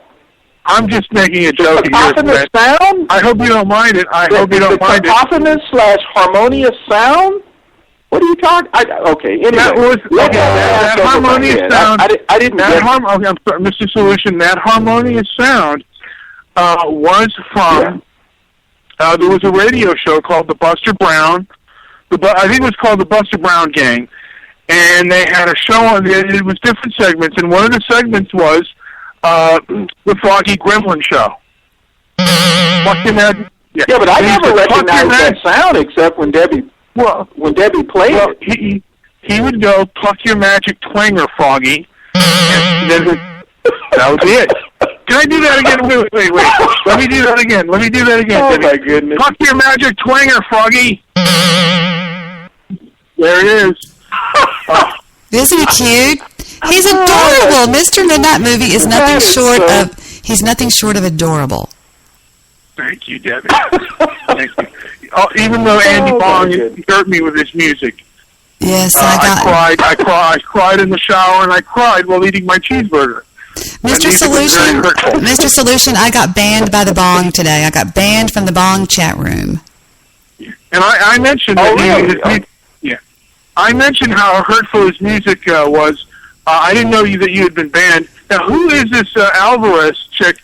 She was hot, but she was also very cruel, like Andy Bong's music. Oh, well, who do you think it was? It's Miss Sock Account. She says, I'll be right back. I've got to go call the cable company. And look who pops in. It's somebody that goes, Debbie, your picture, you must be old because your picture's too light. I mean, are some strangers going to say that to me? Are you kidding me? Yeah. Duh. Yeah, and she called me a prick, by the way. There you go. And I don't know who that was, but why she's allowing and not standing with me on Andy Bong's. I have a feeling it was. You know who? Yeah, I have a feeling. I have a quick. Yes. I don't want to break up. I don't want to break this up, but you know, I just have. I was looking at the stock market report. And do you think we would ever get around to that? Now, before you answer that, I also saw a documentary on National Geographic, and it was dealing with the drug problem in the Northwest, specifically Washington State. And it was just showing how so many people are taking drugs. They're, from heroin to meth. You name it. Meth is supposed to be a big problem right now. These are some things that I think are pressing issues. But now, every day, and I don't look at it to feel good, although most times I do, but that's just a side benefit. I love checking the stock market just to see how America is doing. That's like the pulse or the heartbeat of America. Do you agree? I would agree that there's a horrible meth problem. Now, hold on. We've got 443 who said he's been waiting 2 weeks to make a comment. 443, you're on the air. Hello, Debbie. How you doing? I haven't heard your beautiful voice in so long. Hi.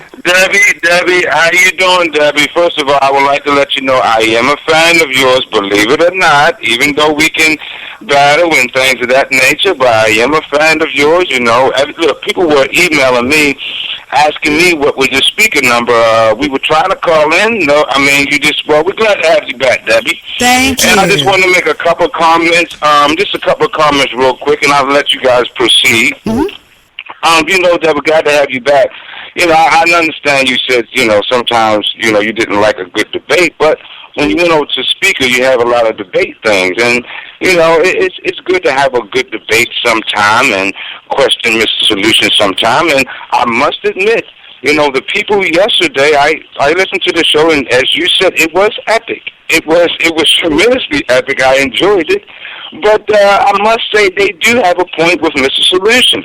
He does not like to answer questions. He's an attorney, and he knows how to avoid answering questions. As you can clearly see on the previous shows we had, he would come back to me and say, I'm asking a question that I should never ask. Now, you don't do nothing like that, Debbie, but but they did make some good points.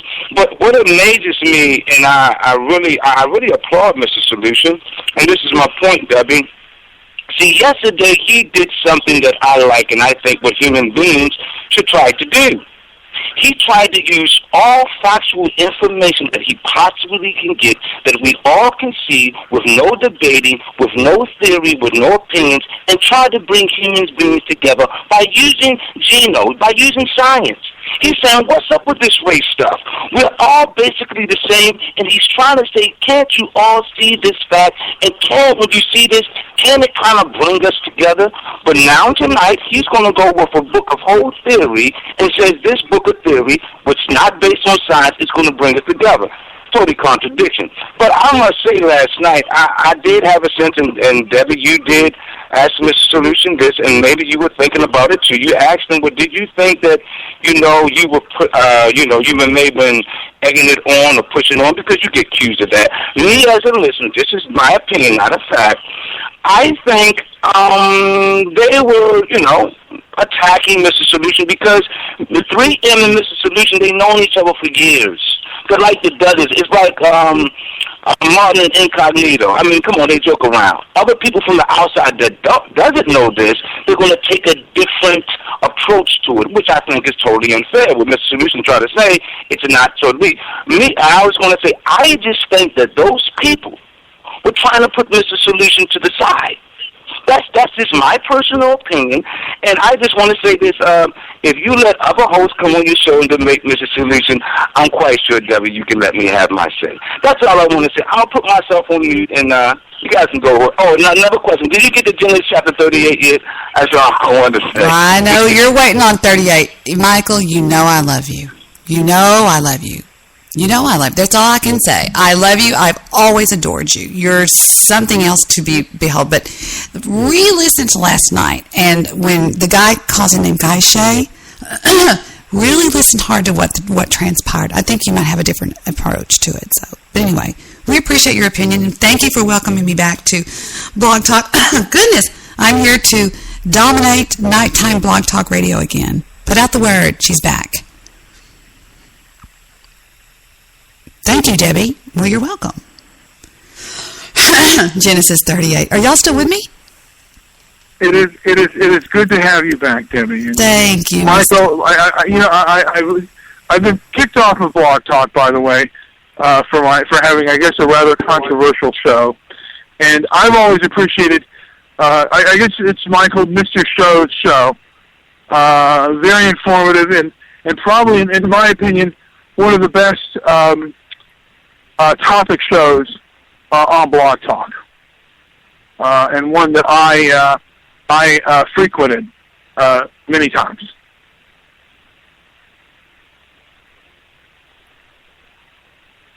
Let me just make a statement, hopefully of clarity. Well, yes, I will make a statement of clarity regarding my not answering questions. That is just a bald-faced lie, number one. What happens is many times people want to preface their question with a whole dissertation to try and slander or malign me. And so what I won't allow to be done, number one, they can't do that. If you want to ask a question with all the antecedent bullshit. Just ask the question. How many miles is the sun from the earth? That's a question with a question mark. You don't have to do one of these dumbass, give a dissertation, and then just ask a question statement, which is stupid. Just ask a question. I'll answer any question. I always answer questions. It's just that a lot of times they don't like the answer. Sorry, someone's breaking up. Hello? I had myself on mute. Me too. I'm right here. Nobody's breaking up. You sound great. Okay, no, I heard. Okay, I heard some background. No, but that's the point. If they want to ask a question, then ask a question. But if you say things that posit me or structure the question to where it comes out negative toward me, I'm going to address the bullshit that preceded the question to clarify that. And if they think that's not answering their question, then screw them. Don't ask me a question. But I'm going to answer the question. I always answer the question.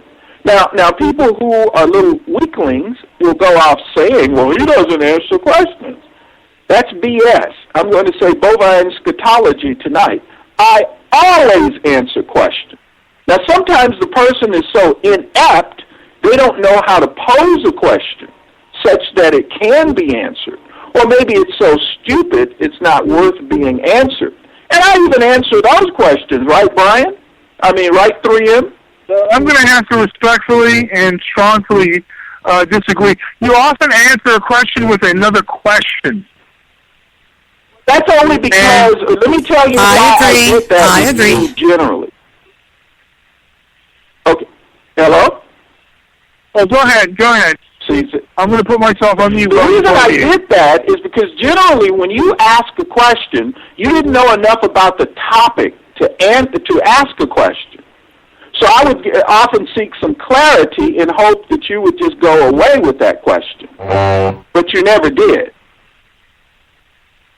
But I always answer the question. Really? Well, when you answer a question with another question, it really isn't an answer. It's really just another question, and it's you should answer it with. Have you ever heard of that? You should answer. You know what? Have you ever heard of the Socratic? The Socratic theory? Yes, I have. I have heard of the Socratic theory, but the truth is, I didn't say theory, but go ahead. But okay, it's the Socratic method. Okay, fair enough. So basically what you want to do is ask questions to other people's questions, I guess until, you stump them, I guess. I mean, because it's I don't know. I mean, I don't know, I should say I don't know enough about the Socratic method to comment. I just know it's asking questions. It's asking questions and questions a lot of times. You're laughing? Okay.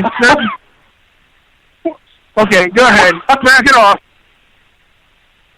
What is... I'm listening to explain to me what the Socratic... I'm hanging on every word you're saying. Well, I haven't studied the Socratic method the way you have, but you use it quite deviously for what I understand.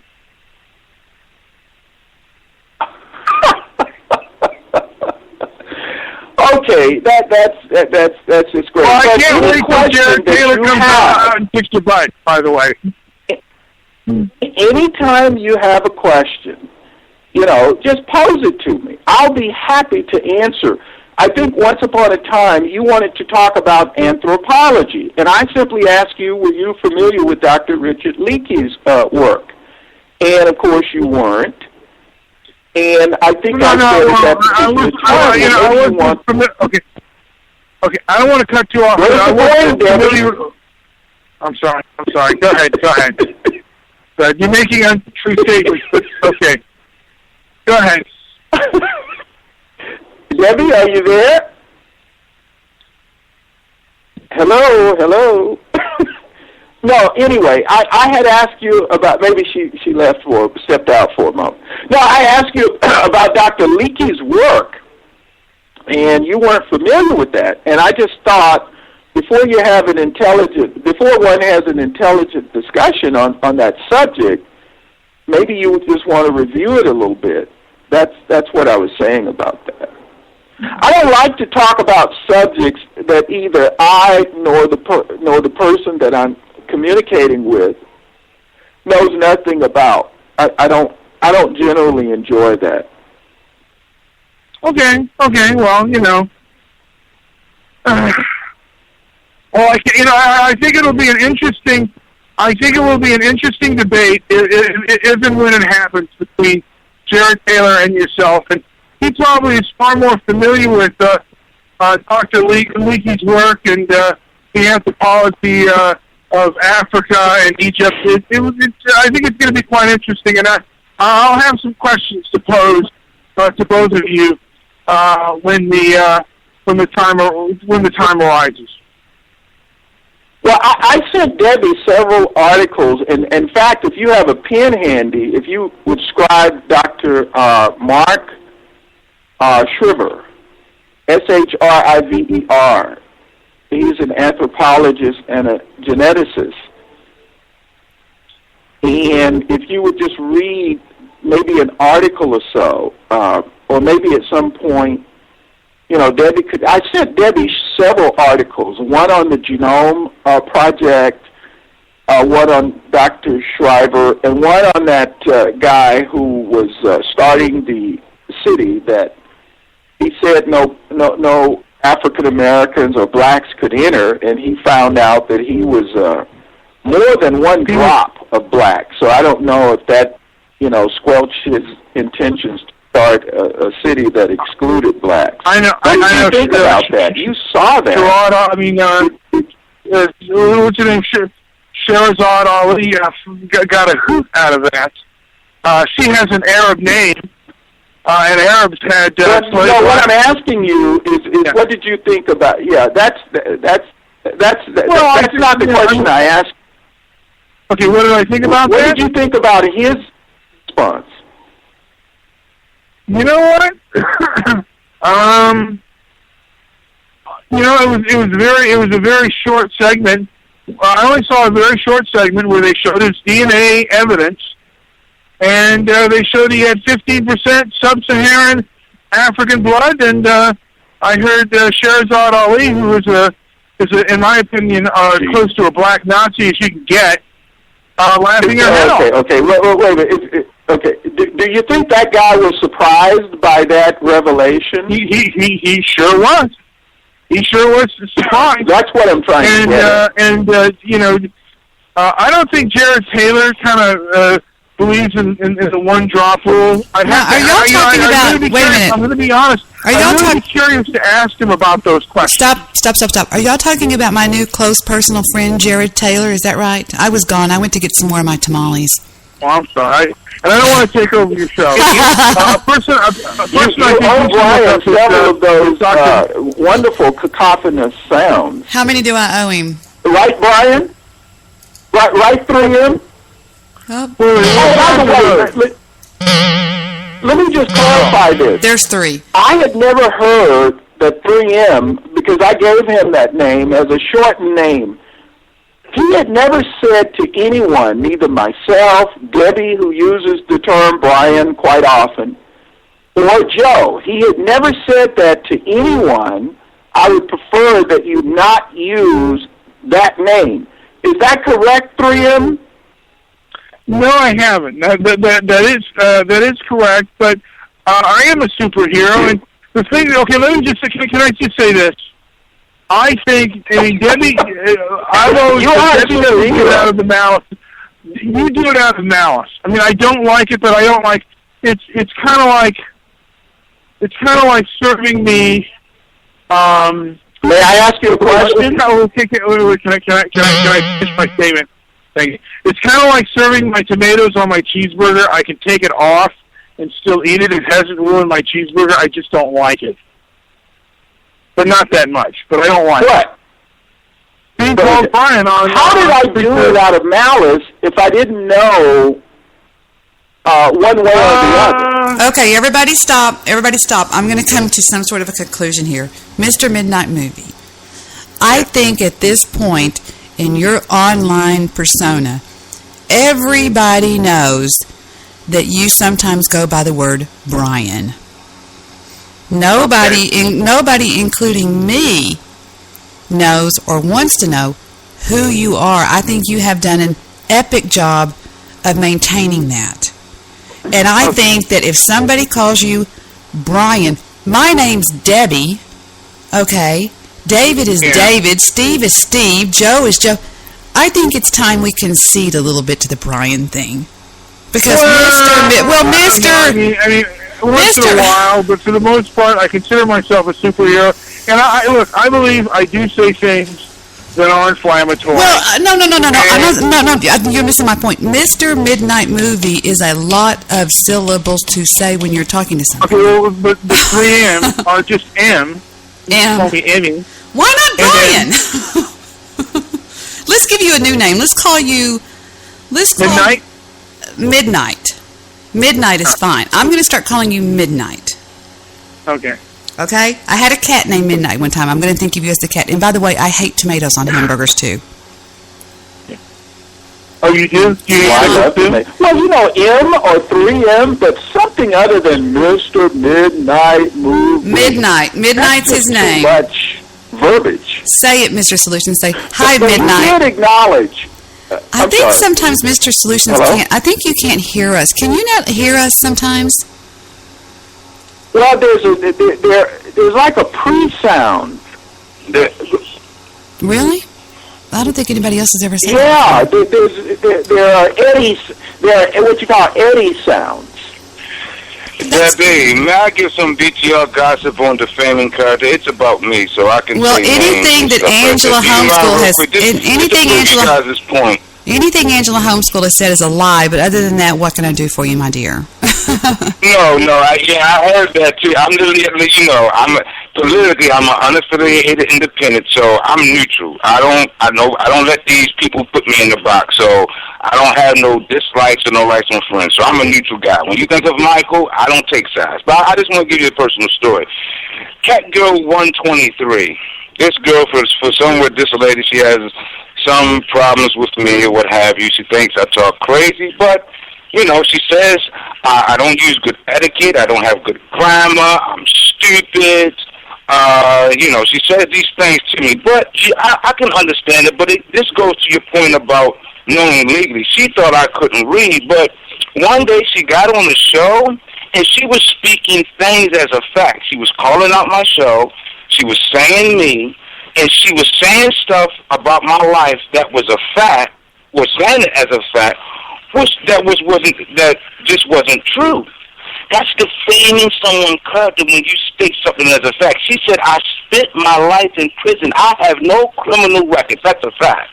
I have no criminal record. She's getting on the airways, calling my show out, calling my names out, and painting a picture, a factual picture, that I have been in prison a part of my life. You can't do that. Now, I wouldn't sue her, but I had to let her know that I know how to read, I know how to comprehend, and I let her know what she did, what she said. I said, you can call me a B, you can call me all these types of names, but there is a line. There's no such thing as free speech. There is a line. If you would put an article in the newspaper and says, I did this, I got kids, I got a reputation, you can't say something as a fact, and it's not. So I'm letting you know there's things that when we talk, we can be loose, but you can't cross certain lines. And when I said that, I just did that to shut her ass up. Well, that's all I wanted to say, Debi. I'll tell you what I'm going to do. Hey, that's profanity. What I'm considering doing is this. I am considering making myself available as a paralegal under an attorney, under a licensed attorney, when we will take on free of charge, any and all basic online slander lawsuits. Of course, we're going to have to make sure that they're valid lawsuits. If you can prove that somebody is going on their open forum, be it whatever, and claiming as fact slanderous lies like what happened to me, we will launch a lawsuit. We will have them served. Of course, you will have to pay for service and pay for the filing of the lawsuit in any county throughout the United States. Oh, I'm AKA All Facts, by the way. I thought I would let that know. Yeah, I mean, Debbie, I understand what you guys have said, and when y'all were talking about free speech, free means no limitations. Come on, you just can't do anything to anybody. I mean, it's common sense. We can have it. Listen, freedom means, I'm in programming. In order to have my users to have some freedom, I must have order. So I'm letting you know, I'm just speaking of fact, in order to have some type of freedom, you must have some type of order. You can look up the definition all you want. I'm just looking at the facts. You have to have some type of order. If total chaos and confusion, anybody do anything, be total chaos, there'd be no order. Then we won't have freedom. Right. Fighting each other, conflict, there ain't no freedom. I can understand. Laughing and joking, or we might get our debates in here and there. We can say we had a nice debate. You may call me here, but don't start. Look, I'm not going to talk about nuclear bombs and then you start calling my mama names. Come on, how did the conversation get like that? I don't understand. That means time's up. You can make somebody look low and stupid in an intelligent way. That's what I'm trying to do without, So that's all I wanted to say. Okay, but if somebody is slandering you, what that is they are saying things that they are trying to make, like she called my minor children, she drove by my house, she takes this, she does that. If you know that it's not true and you're presenting it as fact, that is textbook slander. So, if anybody out there is getting, you have to have audio. And harassment. That could be a form of harassment. You have to have audio proof of it or written proof of it. Probably audio would be good where they state who they are at the beginning of the episode or whatever. And I have a feeling that this is going to work because I am the poster child for getting slandered by you-know-who. And I'm sick of it and I'm going to take a stand. Okay, Debbie, whenever you're ready, we left off at 22, that is chapter 31, 22 of Genesis, and we're about to look at Laban's pursuit of Jacob. Is it okay to proceed with this, or? Yeah, we kind of just stopped. Let's make sure. I know you hate interruptions, but I gotta get myself going. Okay. I'm glad that Mr. Solution has offered the debate to Jared Taylor, and I bid you all adieu. Thank you very much. Good night. We love you. Hey, listen to the show. Yes, listen to the show. I will, but I got to get down to some work. But when I get back, I will certainly listen to the show. Bid you all a very good night. Yes, because we're going to talk. We're going to talk about you when you're gone. So Thank you. hang up. Phenomenal. Have a great evening. All right. Goodbye, Mr. Midnight Movie. And there he goes, Mr. Midnight Movie, walking off into the sunset. He's waving at us as he's walking off, shaking his hand. What is that? He just shot the finger to Mr. Solution. That's not very nice, Mr. Midnight Movie. So there he goes. He did. And he picked up his glove and went home. So there you go, Mr. Midnight Movie, a dear close friend of mine. And Michael, the bloviator, is on the phone, and Michael tends to go off on a tangent now and then. And Michael, the new rule is if you hear this, that means shut up. And I do it to myself. We love these Michael. sounds are great. Yeah. Michael, did you ever see that movie? At any rate, hold on, wait. Did you ever see that? May we proceed? Or? Hang on, let me say something. Yes. Michael, did you ever see that movie starring the Cedric the Entertainer and the other guy that were going to the family reunion? Michael takes so long to answer. Yes, I saw that. Michael, did you see that? Michael, that was Martin Lawrence? Yes. Michael reminds me of the cousin at the family reunion. He goes, "What you got for me, cuz?" And he would wipe his hands together real slow. Come on, give me some, he's walking around. That, to me, I even told Victor, that's Michael to me. You know what I mean? You remember the guy at the family? Remember? That's funny. Remember the cousin that was walking around to all the people and trying to just go, so what you got? You got a little, just kind of, it was just so, I mean it with love because it's cute. But remember they do the little skit, do the skits and the one guy doesn't win the trophy, he gets all upset, he doesn't win the trophy, but anyway, it's funny stuff, so yeah, cute. I don't remember that particular scene, but the movie I do, and it was hilarious. It's hysterical. Remember when he played the old uncle that fixed the truck that he borrowed, the SUV that he borrowed? But anyway, all right, let's keep going here. We are on 31. Okay. I feel weird without the reader reading anything. I mean, should we reread? Should we let the reader reread 31 or something? I have some people out there that are going to be lost. That would be fine. We stopped on 31:22, and because the chase was about to ensue. Okay, let me see when I can go to 31:22. Stand by, Blog Talk Radio switchboard. I'll get to you as soon as I can. Hang on. Genesis 31. Jacob heard that Laban's sons were saying, Jacob has taken everything our father owned, and has gained all this wealth from... Oops, let me see if I can go forward. I've never done that before. I'll give it a shot. That is why it is called Galid. It was also called Mizpah, because he said, May the Lord keep watch between you and me when we are away from each other. If you mistreat my daughters, or if you take any wives besides my daughters, even though no one is with us, remember that God is a witness between you and me. Laban also said to Jacob, passed it, Debbie. I think I did. Here is this heap. Victor, be cool. Just go with 31 is good. Don't be angry, my lord. I cannot stand up in your presence. I'm having my period. What? So he searched, but could not find the household gods. Having my period. The Even Victor inheritance heard of our that. father's estate. Does he not regard us as you still foreigners? passed it. Are you serious? Past 22. Good gosh. Let's just go back to the damn beginning. Start all over. Genesis 31. Exactly, yes. Jacob heard that Laban's sons were saying, Jacob has taken everything our father owned, and has gained all this wealth from what belonged to our father. And Jacob noticed that Laban's attitude toward him was not what it had been. Then the Lord said to Jacob, Go back to the land of your fathers and to your relatives, and I will be with you. So Jacob sent word to Rachel and Leah to come out to the fields where his flocks were. He said to them, I see that your father's attitude toward me is not what it was before, but the God of my father has been with me. You know that I've worked for your father with all my strength, yet your father's cheated me by changing my wages 10 times. However, God has not allowed him to harm me. If he said the speckled ones will be your wages, then all the flocks gave birth to speckled young, and if he said the streaked ones will be your wages, then all the flocks bore streaked young. So God has taken away your father's livestock and has given them to me. In breeding season I once had a dream, in which I looked up and saw that the male goats mating with the flock were streaked, speckled, or spotted. The angel of God said to me in the dream, Jacob. I answered, Here I am. And he said, Look up and see that all the male goats mating with the flock are streaked, speckled, or spotted. For I have seen all that Laban has been doing to you. I am the God of Bethel, where you anointed a pillar, and where you made a vow to me.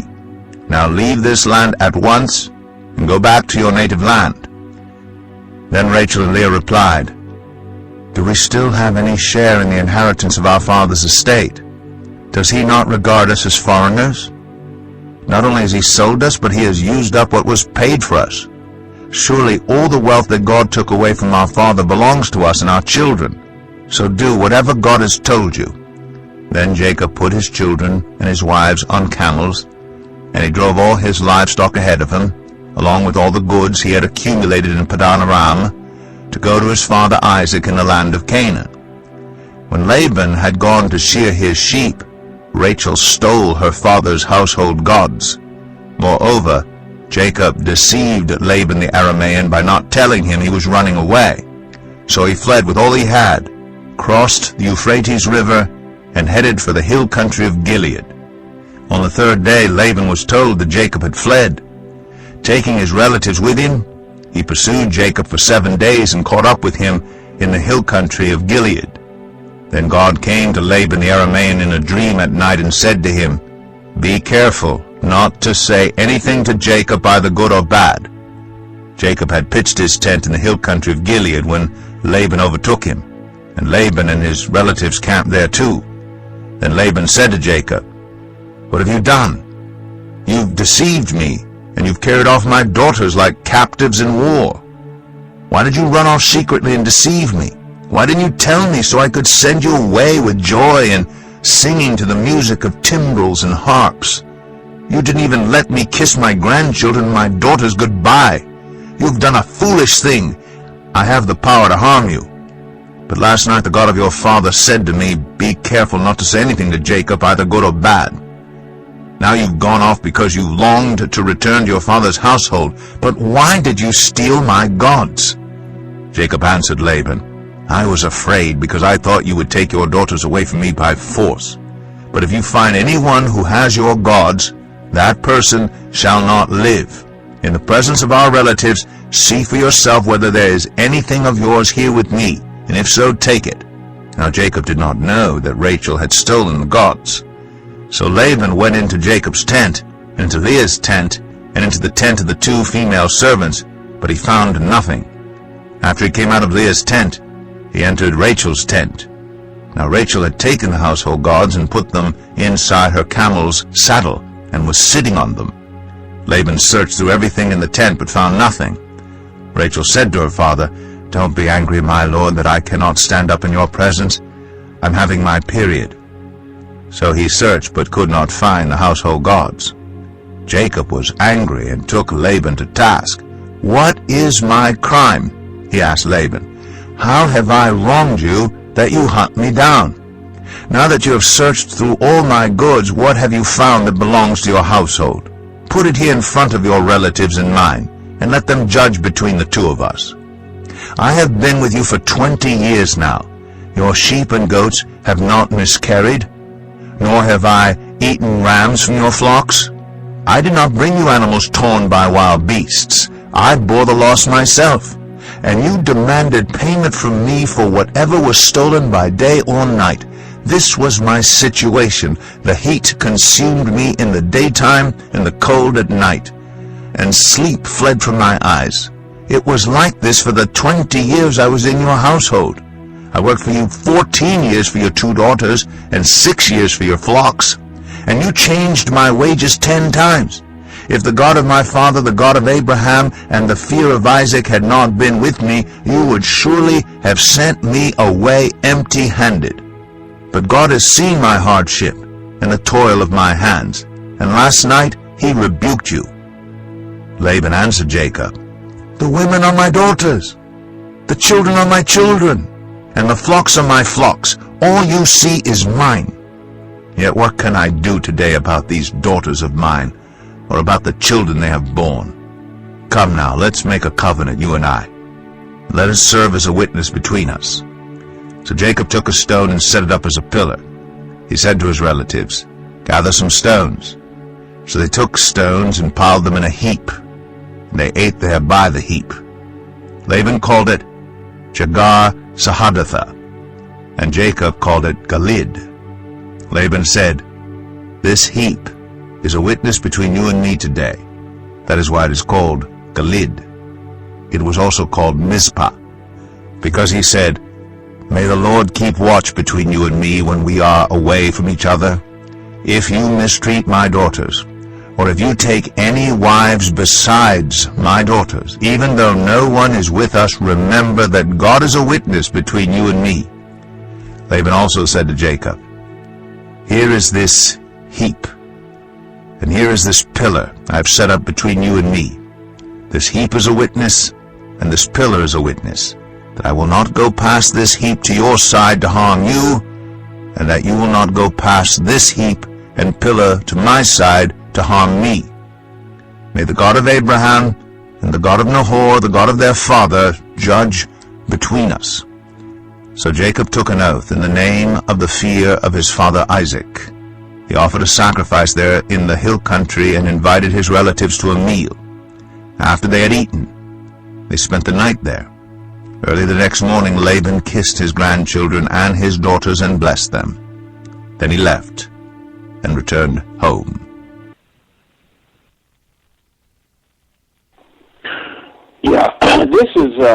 this is just epic in its eloquence and also in its human drama. Lots of drama. And, of course, the reader read through the entire 31st chapter. And what we see here, we see that there's a great family feud. There's a tremendous dispute that has arisen. And it has arisen, in terms of attitudes, but primarily property, wages. We saw wages, expressed. We saw livestock in terms of sheep and goats, and I know donkeys were involved, and also camels. And we just see a tremendous upheaval here. So, they often say in any good movie, a chase is always a good thing. I mean, that just captures the attention, whether it's a car chase or a foot chase. I mean, a chase is a chase. And we have a chase right here where Laban pursues Jacob. And I think it took him roughly 7 days because Jacob had a 3-day head start. So Jacob was doing pretty well, actually. He didn't do very badly, having the tremendous, I would say, load that he had. His flocks, the small children, he just had a huge caravan. So anyway, looking at verse 22, first of all, Debbie, do you have any observations about that? I mean, we both agree that there's tremendous drama, family drama going on here. So I like Jake. First of all, this has everything to do with our lives. I think that if you think about it, sometimes this has happened in all of our lives, whether it's going on a vacation or moving. I stand by Jacob. Anything Jacob does, I like Jacob. I think Jacob is my kind of man, and I stand by every decision he makes, period.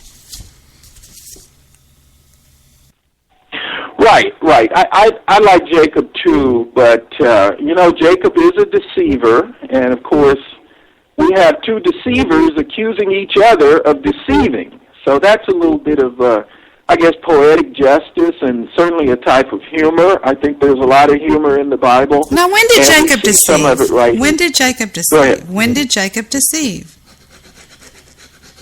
Oh, he deceived the very fact that he had to be in Laban's presence. He was a deceiver. Remember with his brother Esau? With his brother Esau. No, that wasn't him, sir. That was his mother, and she did that because God promised Jacob the blessing. Well, remember Jacob stole Esau's. There were two things he stole from Esau. One was his birthright, and the other was the blessing. So remember, he stole the birthright for lentil soup. I don't think that's stealing it. I think I just like Jacob. Yeah, it was. I like Jacob. Yeah, well, we both like him. I'm not saying we don't like him because, we like him, but he's got to get away from this man. This father-in-law is a maniac. This father-in-law is a maniac who actually gave him the wrong. Are you kidding me? I don't blame him for running, not walking away from this man. This man's a monster. I agree. And the daughters, the interesting thing is, they were fighting initially. The daughters were fighting for the love of Jacob because you had 4 women there. You had the daughters, and each one of them had the equivalent of a servant. Had a litter. Who became a wife. Right. Go ahead. And they had a litter of children. So you had tremendous drama going on, but at least just prior to the absconding or the running away, we see Rachel in 14. It says, then Rachel and Leah replied, and they gave a scathing criticism of their father that he had sold them, and that then he had, squandered the money that he had gotten from them. So they saw no inheritance in their father. And so they basically said to Jacob in the latter part of verse 14, so do whatever God has told you. So that's an interesting unanimity that they had not expressed previously. So I think that's noteworthy. But in verse 22, where we come to our immediate study, it says, on the third day, Laban was told that Jacob had fled. So we have Jacob fleeing. And then it says, taking his relatives with him, he pursued Jacob for 7 days. So he was pretty serious about catching up with Jacob, and caught up with him in the hill country of Gilead. And then it says, then God came to Laban, the Aramean, in a dream at night, and said to him, be careful not to say anything to Jacob, either good or bad. And you remember the scripture in Hebrews, I think this is, again, noteworthy. In Hebrews, it talked about how God communicated with his creatures, with human beings. And this is the way that he's doing it. He's communicating, and he even communicated with Laban. Now, I don't think Laban was a full believer. We'll see that. He had other gods. So Laban was kind of like kind of maybe an agnostic, kind of nonchalant. He did recognize God, but it appeared that he wasn't really committed to God. And I say that because he had other gods. And the first of the 10 Commandments, which hadn't been given at the time, was that you shall have no gods before me. But continuing in verse 25, it says, Jacob had pitched his tent in the hill country of Gilead when Laban overtook him. And Laban and his relatives camped there too. Then Laban said to Jacob, what have you done? Wow. And then he says, you've deceived me. They love to use that word, deceived. He says, and you've carried off my daughters like captives in war. So Laban is really beefing it up. And he says, why did you run off secretly and deceive me? He says, why didn't you tell me so I could send you away with joy and singing to the music of timbrels and harps? Now, would he have really done that? I don't think No, so. he probably would have done Debbie? He probably would have done some fake crap, and instead of giving he would have had a surprise birthday cake where a bunch of men jumped out and started shooting everybody or something. I don't trust him. I'm sorry. Don't trust him. Well, I think you're right. I think you're 100% right. And he's just trying to, as people will do, make his case. He's trying to make a straw man argument or make his case. There's no way he would have allowed Jacob to leave. And that's the reason Jacob left the way he did, is he waited until Laban was away, several days' journey, and then Jacob saw his chance to get out of there. And that's what he did. So all of this is a bunch of bloviation. It's bloviating. It's a bunch of fluff. And it's just absolute nonsense. He would not have sent Jacob away peacefully.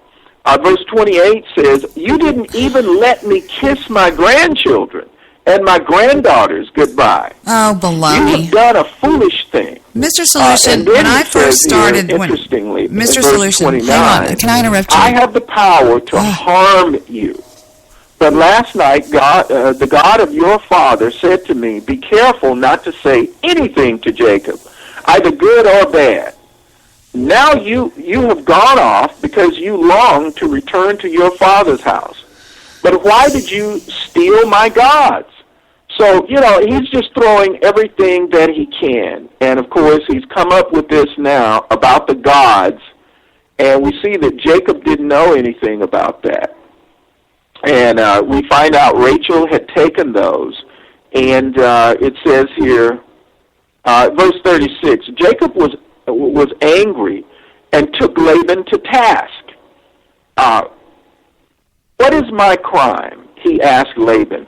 How have I wronged you that you hunt me down? Now, those are very good questions. What Jacob is saying Mr. is, Solution, you just should have seen that Mr. Solution, can I stop you right there? I want to interject something for the people. Sure, go ahead. For the people that I know that are listening out there.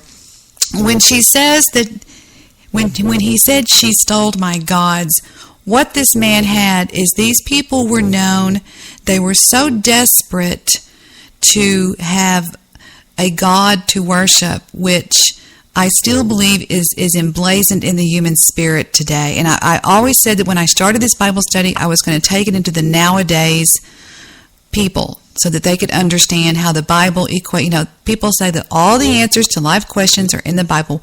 What this is teaching us is that people back then were desperate for anything to worship, okay, which I think that's where we are today. People are desperate for something to worship, be it a husband, be it a job, be it something.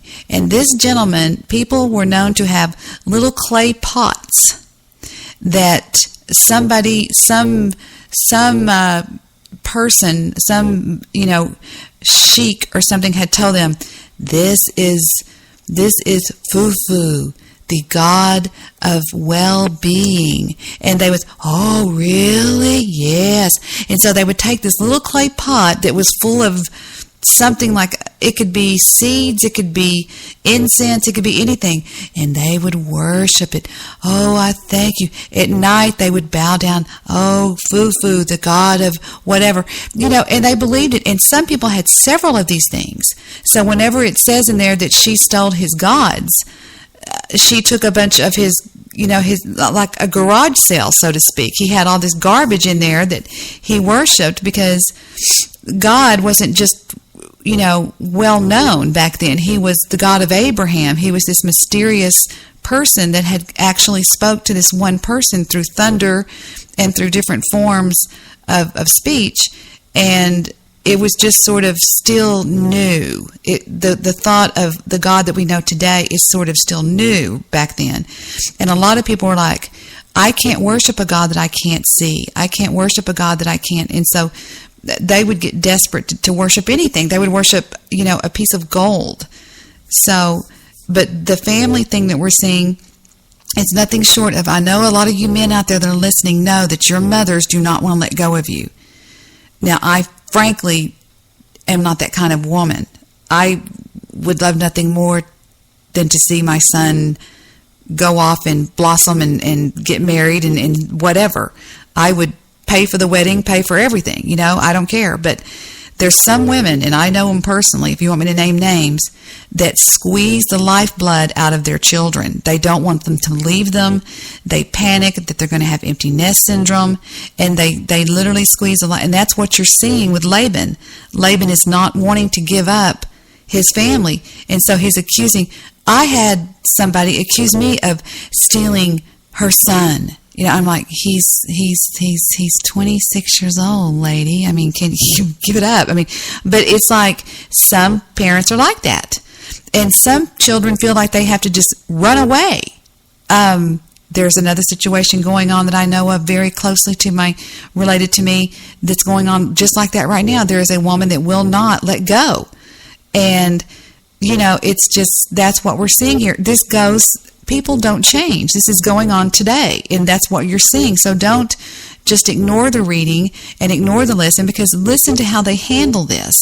And people get certain messages when they go to sleep at night. They'll wake up, what a strange dream. If you ever have just a bizarre dream that really speaks to you, that could be a message from God. You're not going to hear, Lathan, this is God. You're not going to hear a voice. You're not going to see a writing on the wall. You're going to get a dream. You're going to get a premonition of something. That is when, quote unquote, God speaks to you. So pay attention, y'all. Wake up out there. And this is cool stuff. That's all I had to say. Oh, great. I think they call those figurines. I have heard, I've seen some commentaries that, refer to them as that. Now, of course, I'm going to back up a little bit, because just listening to you, Debbie, I think that's too big of a skip to go to 36, so I'm just going to fill in a little bit here. In 31, it says, Jacob answered Laban. When Laban raised the issue about his gods, and you're right, we do need something to worship. And remember when we studied the book of Job, Job saw God's invisibility and unapproachableness as a distinct problem. In fact, that's what he was lamenting about. Where is your seat? Where can I find you to argue my case? And so, I was discussing this with a theologian not long ago, and I raised this as a definitive concern. Now, the other person didn't see it that way, and I, begged to differ and said, and I thought to myself after I had explained myself, I really don't think they were grasping the overall gravity of the situation. And I even said that, I can't call God and speak to God just as I'm speaking to you, face to face. And, of course, the person said, well, yes, you can. And so, we had to agree to disagree on that particular issue because I understood what was being said, but God's invisibility and unavailability on the level of, say, for example, in the garden, God said that Adam was alone. Well, God was there, but God couldn't meet that human, emotional, and interactive need that only human beings can meet. And that's a wonderful thing when we think about it. Just one other point on this, and that is, certain religions, you can tell that they're false because they see God as a glorified human being. And by definition, God is not material. God created the material world, yes, but God is not material. When we study physics and even theoretical physics, we find out that actually the material came from the non-material. And they tell us today that things that seem solid really aren't. They just appear that way because they're vibrating at a very high rate of speed, but they're actually more space than they are matter.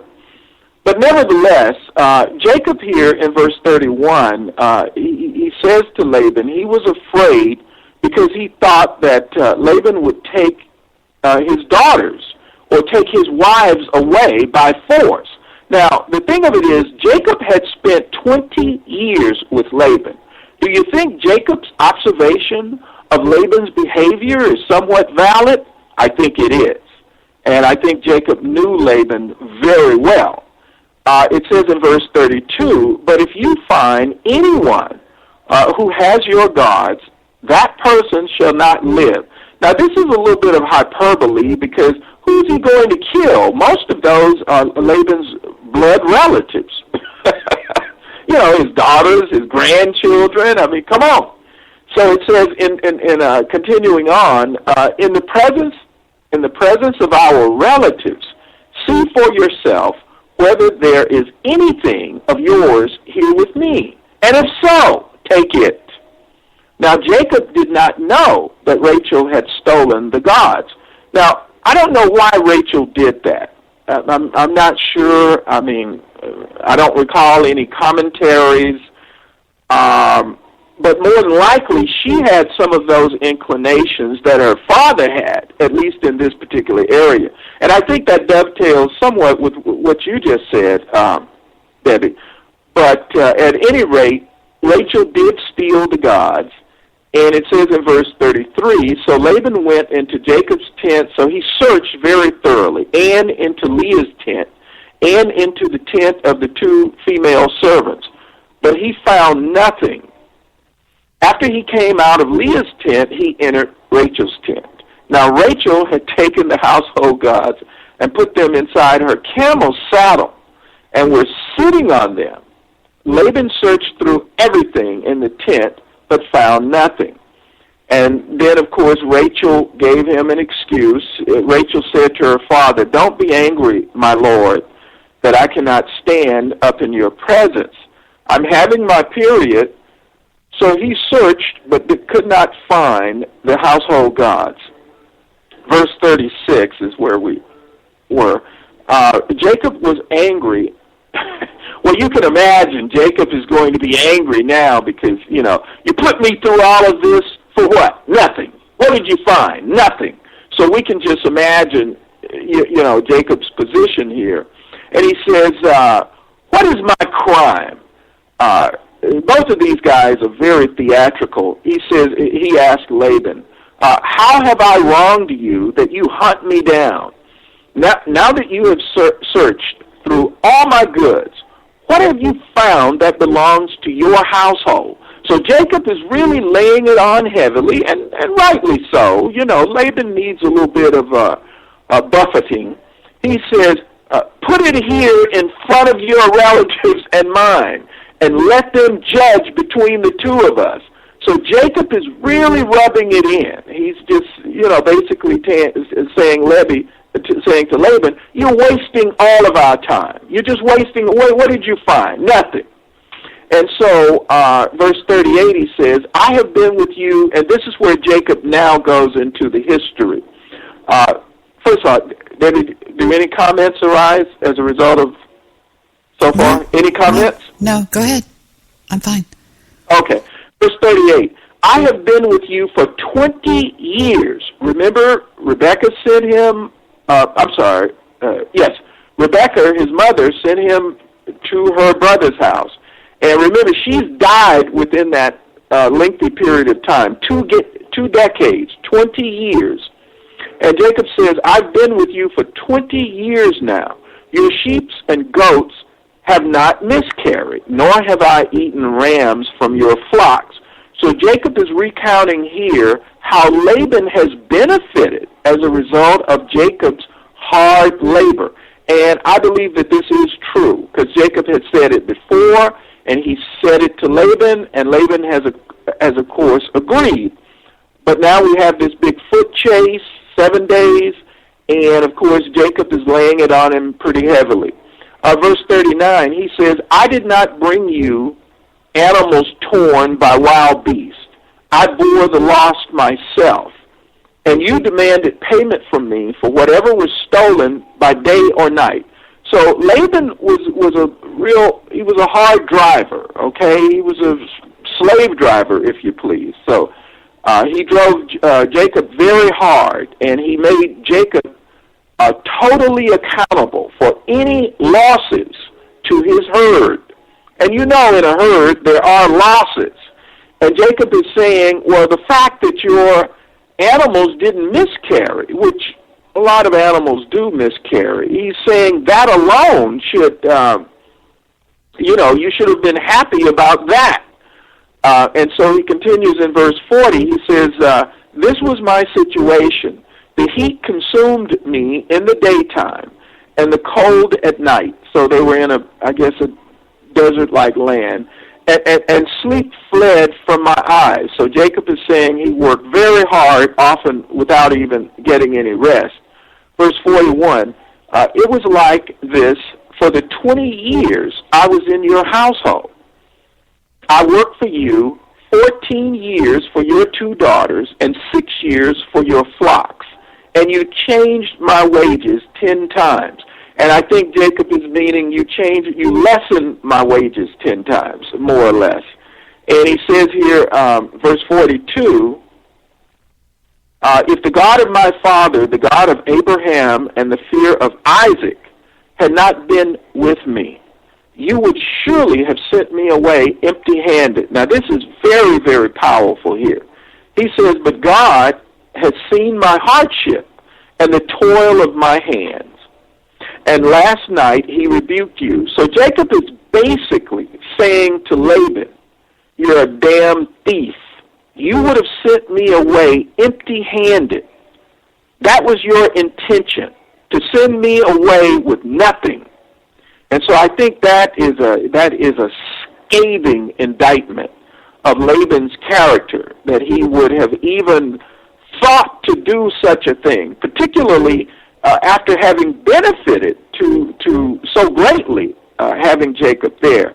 And so that's just outrageous. But in verse 43 it says, Laban answered Jacob. Now he's going to answer these horrendous charges. The women are my daughters. The children are my children. and the flocks are my flocks. All you see is mine. So Laban, this is, I think he's mad. He's basically telling Jacob, right, I wouldn't have paid you anything. And the reason I wouldn't have paid you anything is because everything you have belongs to me. So you talk about a guy that's narcissistic and selfish. This is absolutely off the chart. But at any rate, I guess some of us can see a picture of ourselves right here, you know, with dear Laban. He says, continuing on in verse 43, yet what can I do today about these daughters of mine, or about the children they have borne? And you say, well, what do you mean? What do you want to do? And he says, verse 44, I guess that's a rhetorical question there. Obviously, he wants to take them. He wants to take them by force, but, you know, verse 44, he says, come now, let's make a covenant, you and I, and let it serve as a witness between us. So that's the only thing that he can see that he can actually do at this particular point is make a covenant with Jacob, and that's because of the intervention of God, you know, on Laban. In verse 45, it says, so Jacob took a stone and set it up as a pillar. He said to his relatives, gather some stones. So they took stones. And let me just say before, Jacob's sons are there. Everybody is there. The 12 tribes of Israel, or at least in their beginning, in their earliest stages. And you know, you have this huge family there. And it says here, so he took stones and piled them into a heap, and they ate there by the heap. So at least they acted somewhat civilized. You know, they put away their war weapons and all their anger, and it said, and they had dinner. It says, verse 47, Laban called it Jegar Sudetha, and Jacob called it Gilead. Verse 48, Laban said, this heap is a witness between you and me today. That is why it was called, that's actually Gilead. It was also called Mitzvah, because he said, may the Lord keep watch between you and me when we are away from each other. So that's, you know, they're becoming civil toward each other. Verse 50, it says, if you mistreat my daughters, or if you take any wives besides my daughters, even though no one is with us, remember that God is witness between you and me. So that's a nice parting thought.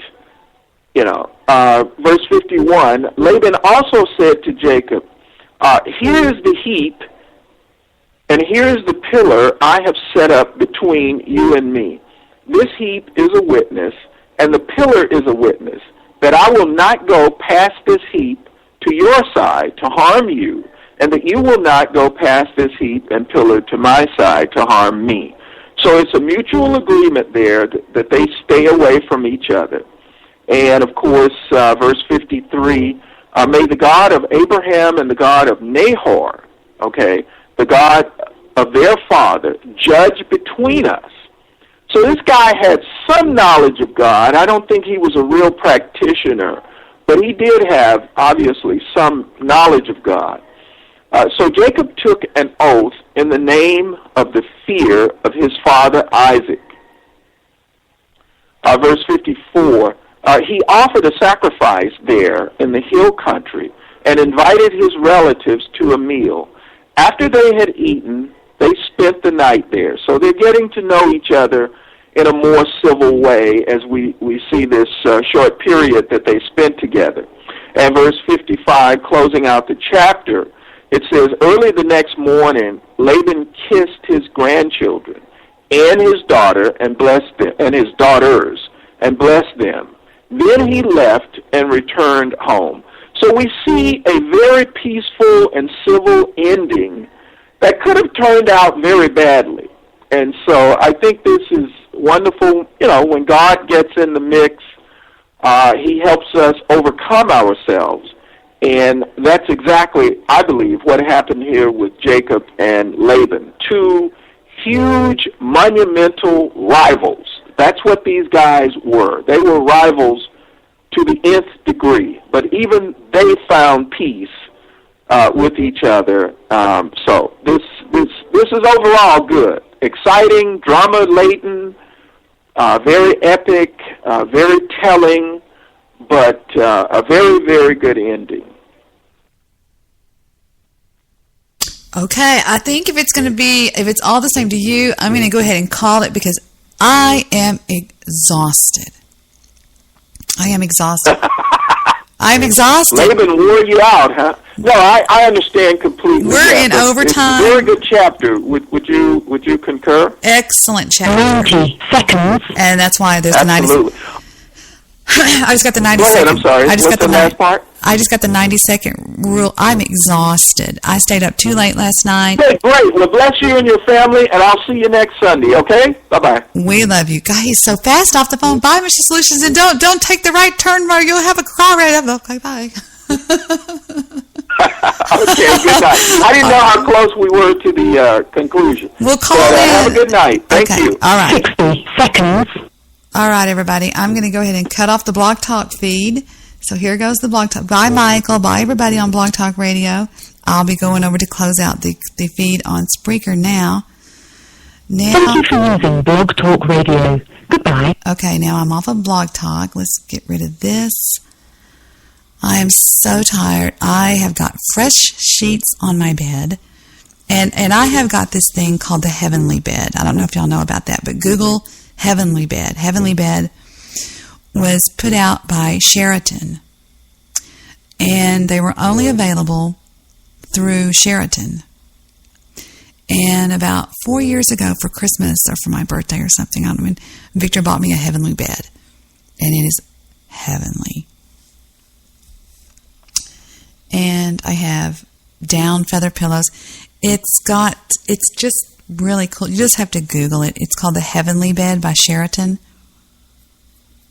And I never forget the day it got delivered. It was wonderful. So I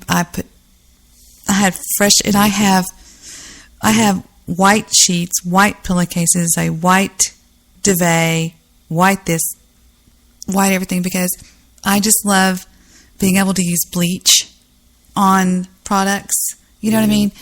All my bath towels are always white, and it's because I think that things like that need to have a little bit of bleach in them. But I have 2 or 3 of those mattress covers just to make it extra fluffy. It's one of those kind of beds that if you fall on, you just go poof. Now, the bed you see behind me in my webcam, that's not necessarily my bed. This is not necessarily my house. This is not necessarily what you think it is. It's all trickery.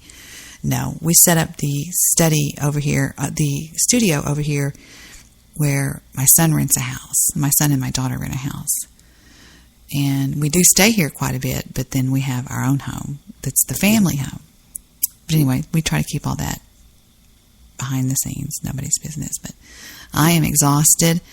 I can barely keep my eyes open. And I mean, although I did take away a lot of things from this chapter, I am just so tired.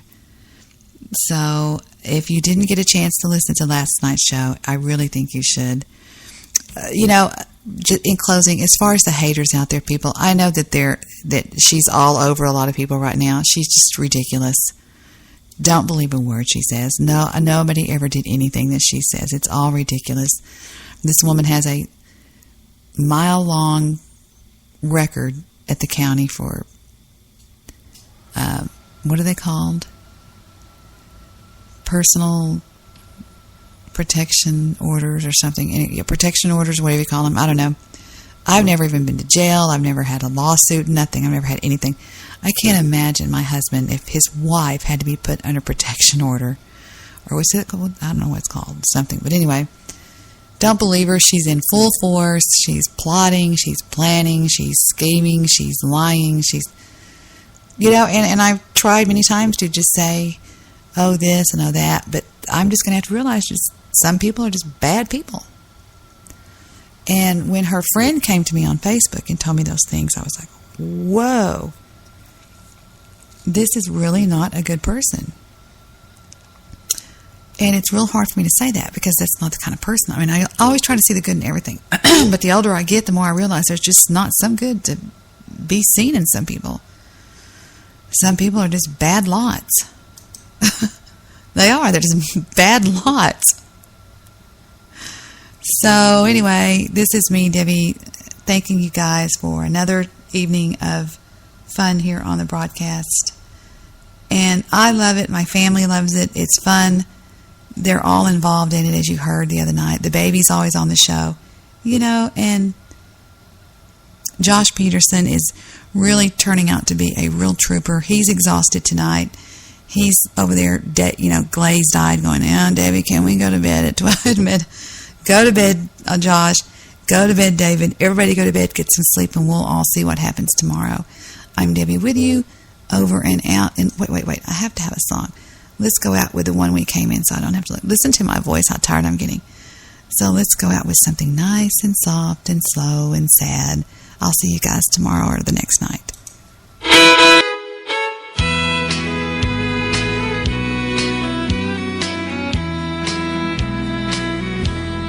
I sang Dixie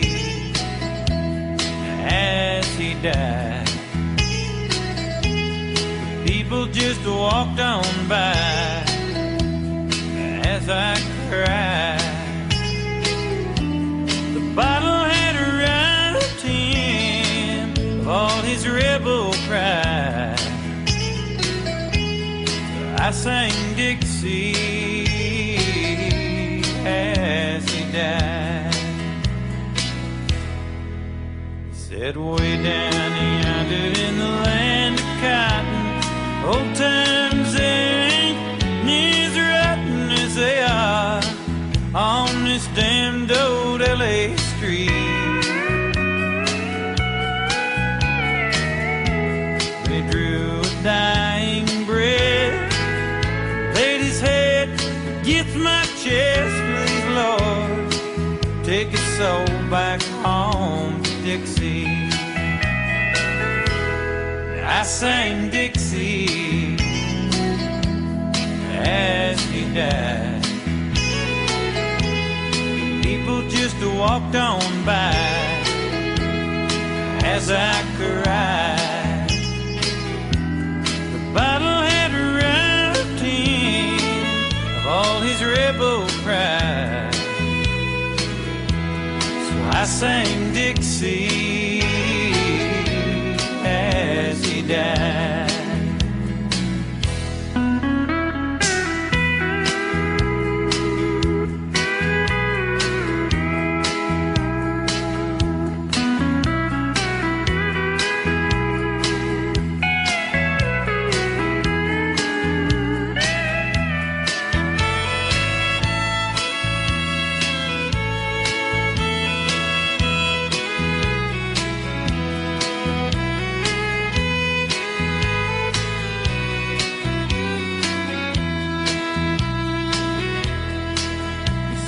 Listen to me, son, while you still can. Run back home to that southern land. Don't you see what life here has done to me? And they closed those old blue eyes and fell limp against my side. No more pain. Now he's safe back home in Dixie. I sang Dixie as he died. People just walked on by as I cried. The bottle had robbed him of all his rebel pride. So I sang Dixie Dad. I sang Dixie